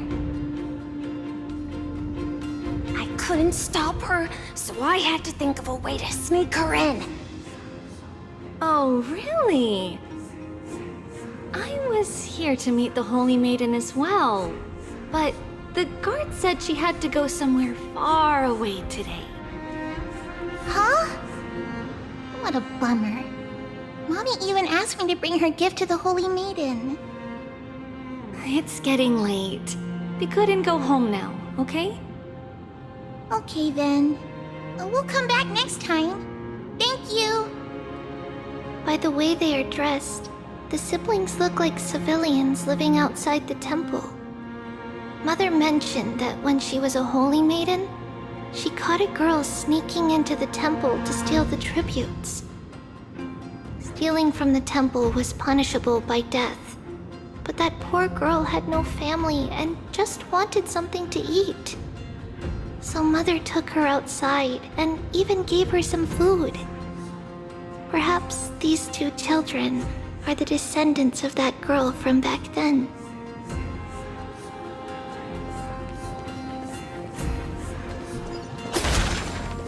Please stay clear. Ah, Lady Maiden. Please stay clear.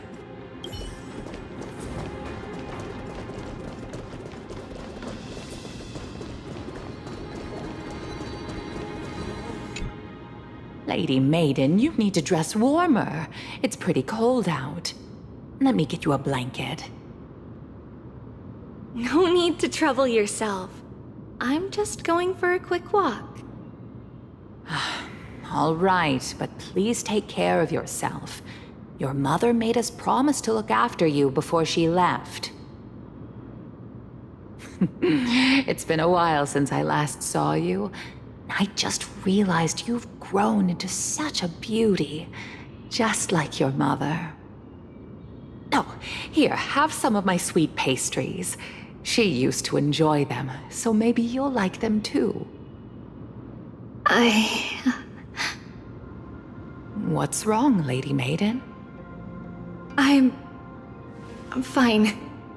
It tastes really good. This lady is Mother's old friend. When we were little, we sometimes got to eat the sweet pastries she brought back. We've always remembered the familiar taste, and only now do we learn where it came from.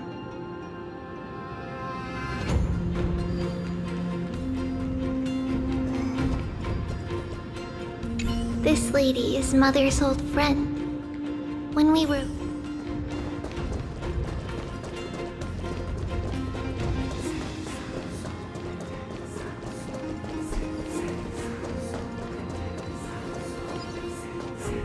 Apologies, Lady Maiden, but the Yanis vault is under maintenance today. Perfect. That way, no one will disturb me while I'm talking to Mother. All right then. May Yanis guide your path. The Yanis vault? It's where Yanis's heart lies and the core flame is kept. Just enter on the left. It's also the place where Trebios was born.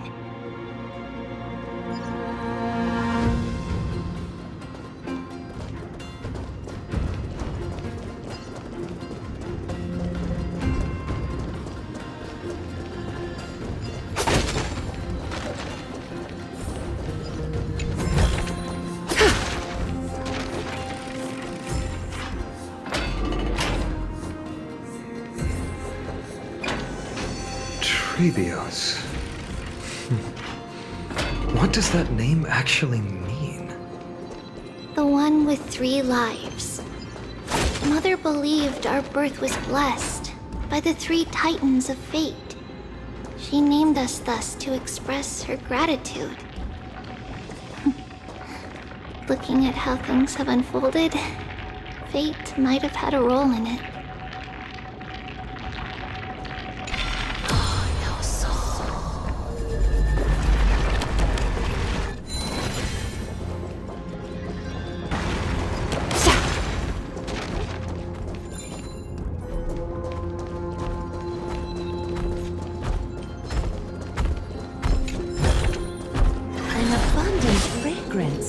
Worthy of recognition.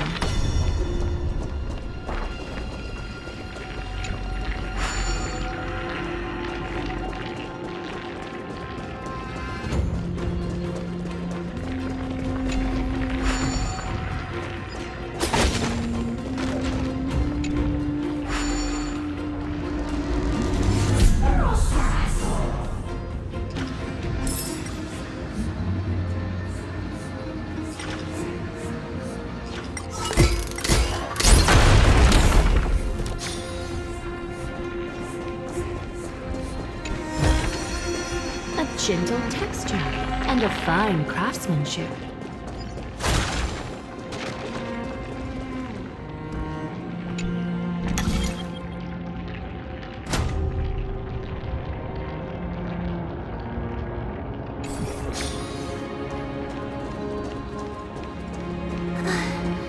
Finally, the Yanis vault is right ahead. An abundant fragrance, worthy of recognition.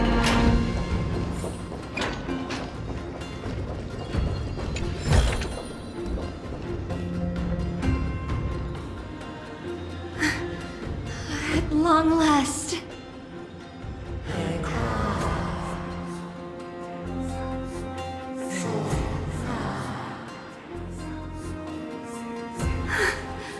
I knew there was some sanity left in you, Yanis. Just as I thought, you too have been confined.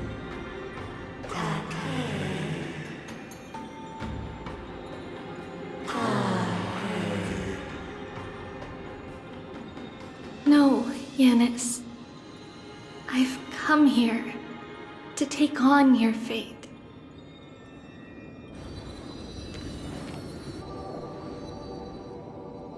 By the blood of the Lamb and the strength of my blade-wielding right hand, I am Trebios, the listener, the announcer, and the witness of the prophecy.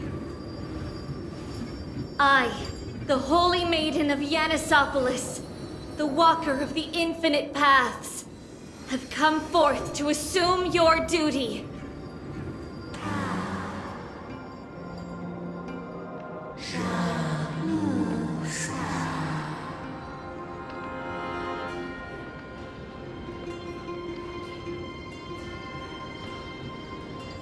Just as I wished.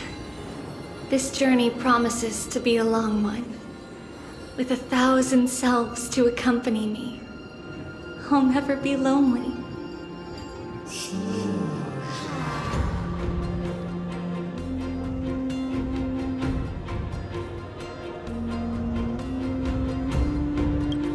No matter. My hands are not made for bearing arms. But my feet are destined to embark on a journey for the benefit of all.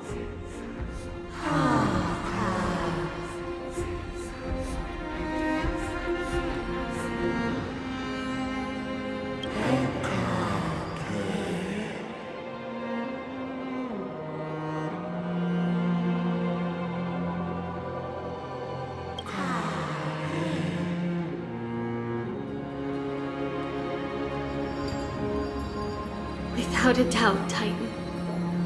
Let the prophecy shatter me, so that I may open a myriad of paths for this imperiled world.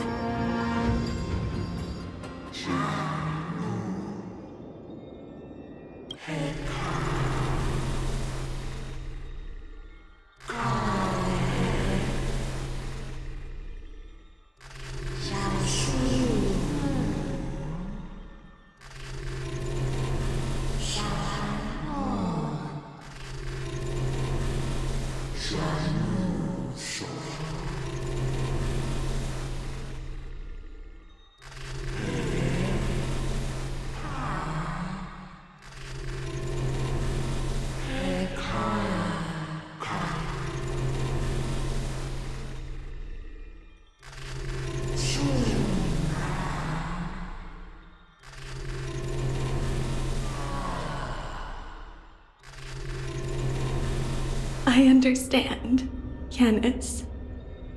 Thank you. Now, may you rest well.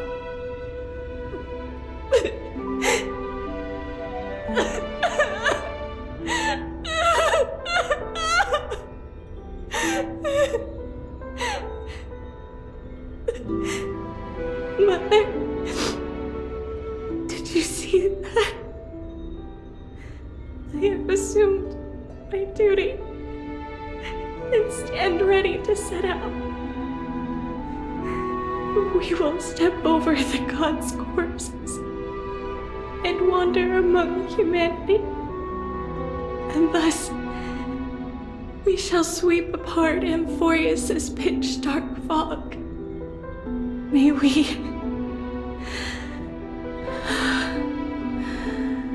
the world follow the myriad paths trodden, and reunite at the end of the west wind, where flowers bloom in spring. Mother, I shall see you tomorrow. Who dares lay hands on the core flame? Drop your weapon and surrender at once! I knew this would come.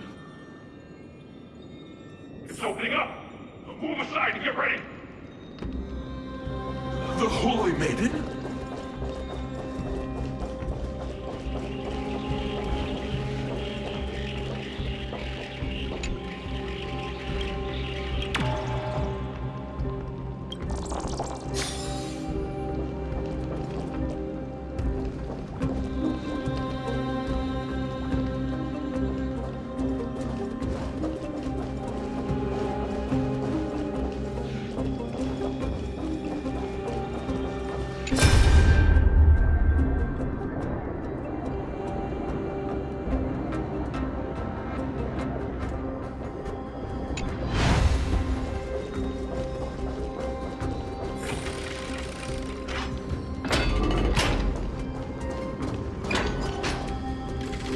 happening here? Lady Maiden, where's the thief who stole the core flame? Look at what she's holding, you buffoon! She is the thief! Take your positions and ready your arms! We're taking back the core flame! Bring it on! What? Come forth, loyal guards. At least do it properly. Pierce me in the chest. What are you scheming? This is your last chance. If anyone wants to earn a promotion and rise through the ranks, I'm right here. You all know who I am. Go ahead. However, if there's still any loyalty within you, step aside for the Holy Maiden. Otherwise, by the decree of the Holy City's Codex, anyone who dares to harm the Holy Maiden shall face execution! Captain, what should we do?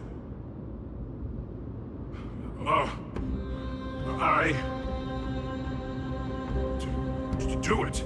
Kill her! If any of you want to get rich, then come with me! Take this traitor's head and wealth will be ours! We can't just stand by and do nothing. Let's move, partner.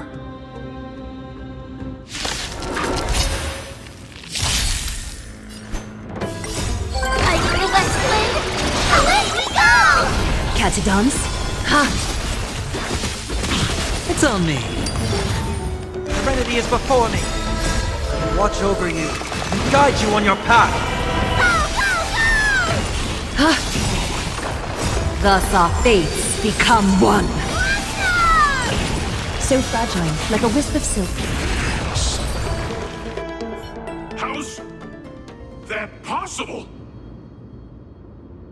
Could the Titan actually be on her side? That woman is the traitor!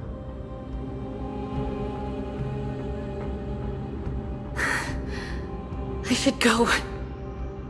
Let's keep up.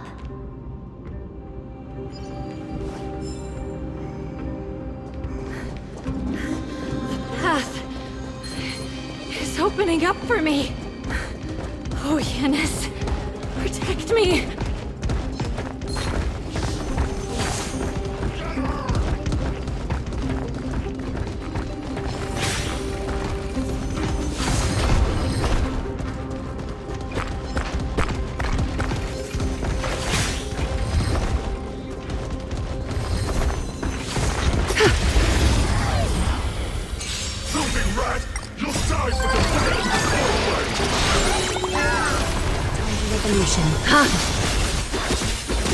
Spend freely. Torment and doubt farewell. Delivering warmth!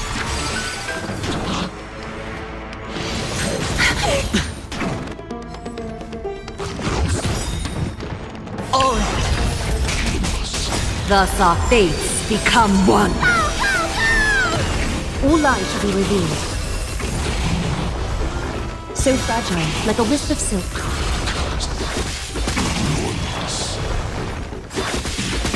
All lies shall be revealed. Like the west wind, away we go! It's on me. Bust. Or maybe I'll take it all!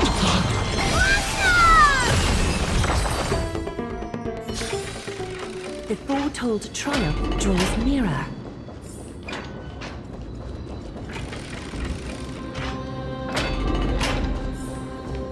The main path is likely well guarded.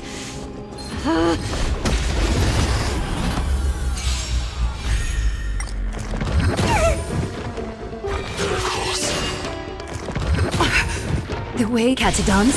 Ha! Thus our fates become one. So fragile, like a wisp of silk. Like the west wind, away we go!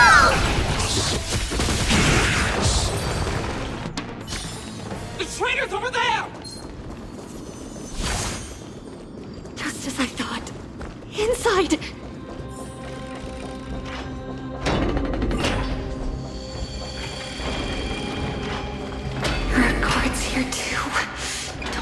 want them.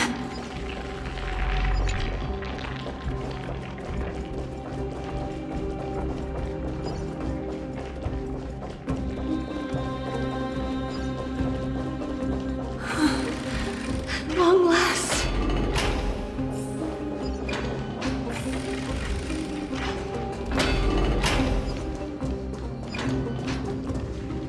A creature of the Holy City Guards? But I'm already so close! This should be the last fight. We have to help her get through. But I don't get it. This has been puzzling me for a while now. Who has been aiding Trebios in her escape?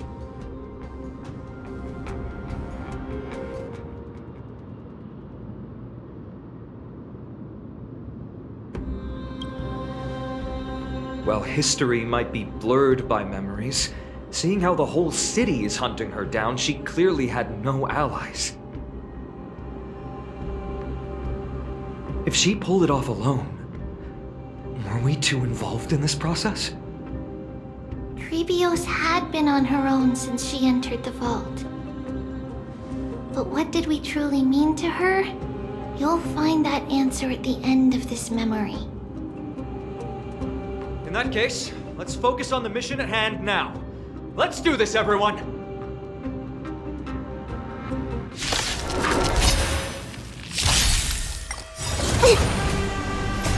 Watch over you and guide you on your path. Time for resolution. It's on me. Watch your head. Torment and doubt, farewell.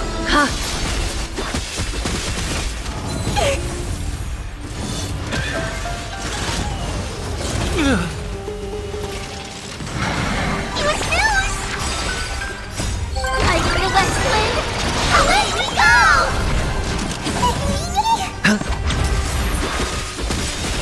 Thus our fates become one. All lies shall be revealed. Serenity is before me. So fragile, like a wisp of silk.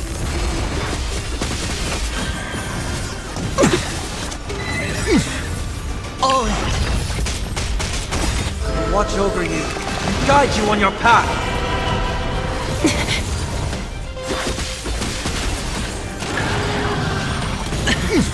All lies shall be revealed.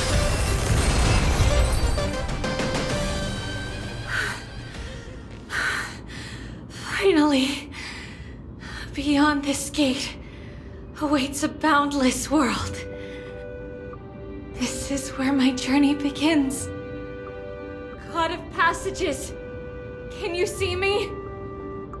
I will complete the path that you started. No response after all. Yanis, may you have a good dream. I can't stay here much longer. It's time to leave. Well, looks like this is the end of the memory. Not yet. The question that has been puzzling you. She's about to reveal the answer.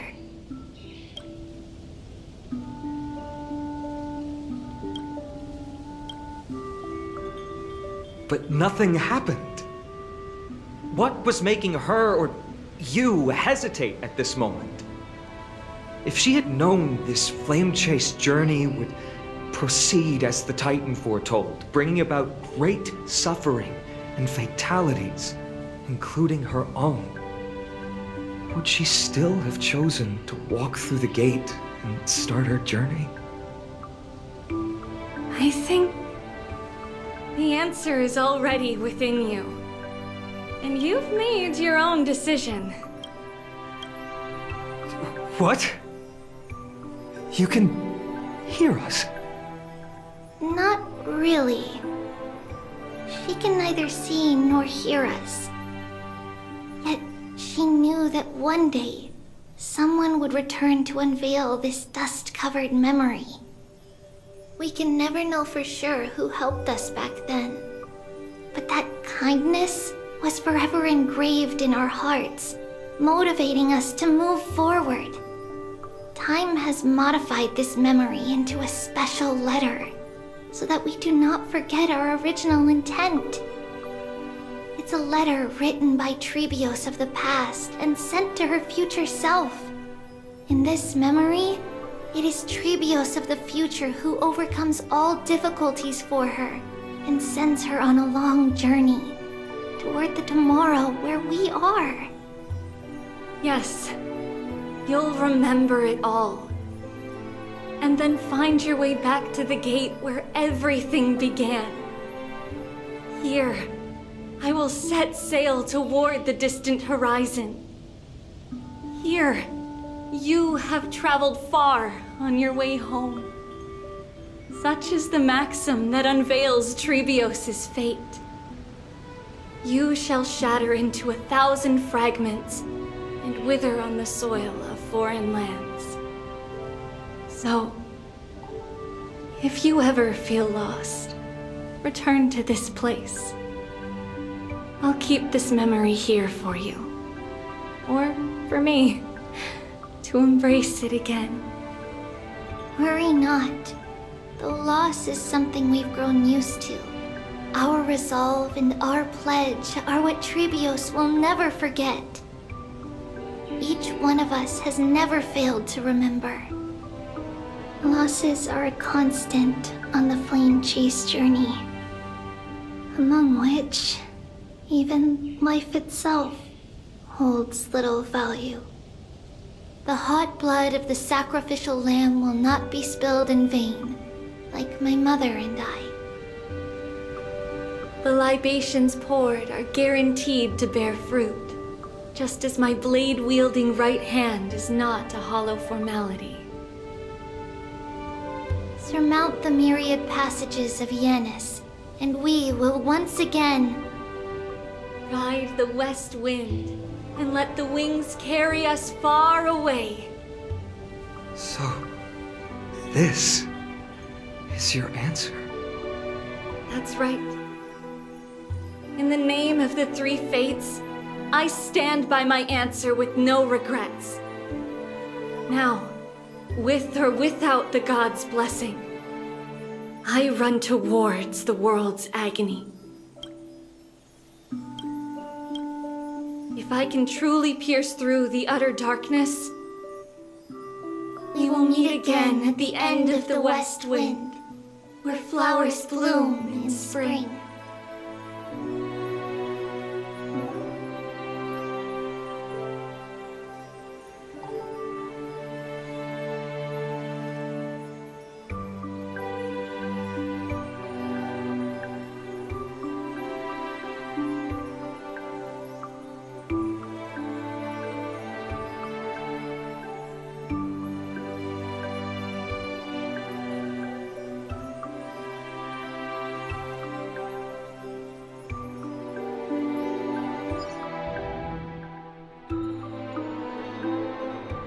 Lady Trebi, do you still think that everything will be fine tomorrow? Yeah, that's what Trianne would say as well. With all due respect, Lady Trebi, you know perfectly well that see you tomorrow is nothing but a white lie. I hope your toughness is not a mask hiding a lonely heart. Cass, that's not a lie. See you tomorrow is the greatest prophecy in the world. Prophecy? Listen, in every corner of this land, every heartbeat carries a prayer for that prophecy to come true. It may be that only a few heroes will bring tomorrow to the new world, but the prophecy of leading everyone to tomorrow belongs to all in Amphorius. But not everyone has the chance to see tomorrow. How can such words be called a prophecy? Because people believe it will come true, and they are trying hard to hold on to that belief. Even as the world teeters on the brink of collapse, everyone is pressing forward, longing to reach farther and move toward tomorrow. And that is why a holy maiden exists to lead the world toward tomorrow, and why Yanisopoulos' prophecy unfolds as passages. Fate is not about the outcome, but the journey. It's not the flowers that bloom at the end of the road, but rather the paths that lead beyond the gate, where people tread toward the sea of flowers.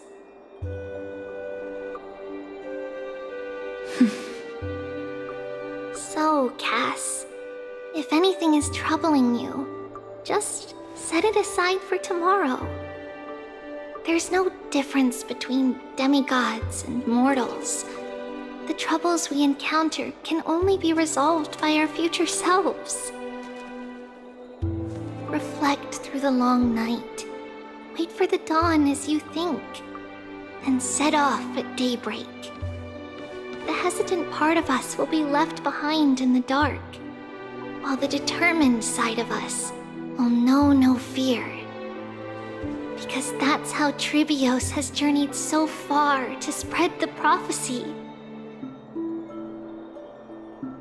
Beckoning the morning sun and the tomorrow it promises to bring. We will now continue the journey and face our destiny. We will step over the gods' corpses and wander among humanity, and thus we shall sweep apart Amphorius' pitch-dark fog. And at the end, all will reach that silver-white shoal, that end of the journey, that new world and new tomorrow. It is a haven free from storms, cold, and heavy rains. No sorrow can linger there. We've made a promise to meet again at the end of the west wind, where flowers bloom in spring. See you tomorrow, Brienne. See you tomorrow!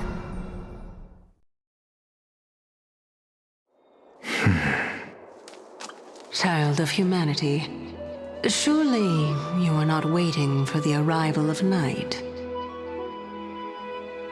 Nights do not fall upon Akama. That's why it's futile for you to wait here. Honestly, I didn't expect the renowned Reason Titan to behave like this. And that's all thanks to you. If your soul weren't as prickly as a hedgehog, I wouldn't have to act this way. If you were more accommodating, you wouldn't be opposing me all the time, and I could teach you more freely instead. It was you who insisted on implanting the core flame in me. Forget it. Cut the sarcasm and just say what you need to say. Fine, fine. All I want is to remind you. There's not much left in your soul. If you don't do something soon, I will have to take over this body. If I'm not worried, why should you be? I know what you're planning. You just want my help answering the question. What exactly are we? Correct? It's good that you remember. Thus, equivalent exchange. It's only fair. Then rest easy. The answer will soon be revealed, and you'll have to return my body shortly. Is that true? Certainly. I initially thought this extremely frail state would hinder me from getting my body back. But I didn't expect the answer to be right within it. That saved me a lot of trouble. I don't even need the black-robed swordmaster's ceremonial blade. That's certainly worth celebrating. Regrettably, I can't carry out the upcoming experiment alone. The girl who's walking with death, is she fully prepared? Be patient, Titan. If we're always so guarded, how can death reach us easily? Unfortunately, on behalf of Okima, I must ask you to slow your pace. I forgot about you. My apologies. A child's words are always carefree. I'll just dismiss these words as nonsense from a cheeky child. Come now, conceited performer. It's time to address your relationship with that Titan. What if I refuse? Provocation will only tip Talantan's scales further toward your demise. There's no need to go to such lengths. Oh, monster neither human nor divine. Don't forget that you won't dare kill me. If you snuff out the core flame of reason, what else can you use to stand against the Council? Do you two mind if I cut in? I warned you. Do not interrupt me. I just have been meaning to ask. Does death really matter to you? What do you mean? What I mean is, before I implanted the core flame into your heart, you were already a silent, cold corpse.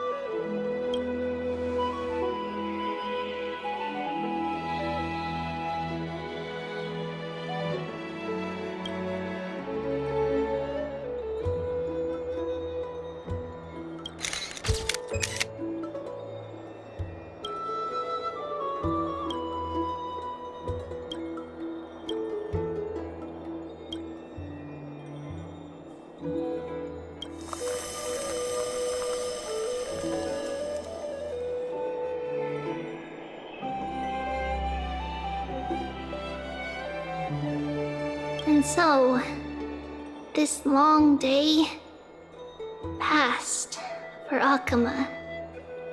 Some people arrived, and some left forever. Just like every other day of this journey, where we, stumbling, move forward. We have long been prepared. If we are to chase the flames, then we must grow used to farewells. And yet, no one back then could foresee death. Its arrival would always be so sudden and so momentous. Even little Gray, coming from beyond the sky, could not escape the Reaper's two hands. And what people gained and lost in that trial of death was far heavier than life itself. Just like the destiny that the prophecy revealed for Cass. At the end of the Sea of Flowers, the souls of the living shall warm thy fingertips. And after an embrace, there shall be eternal separation.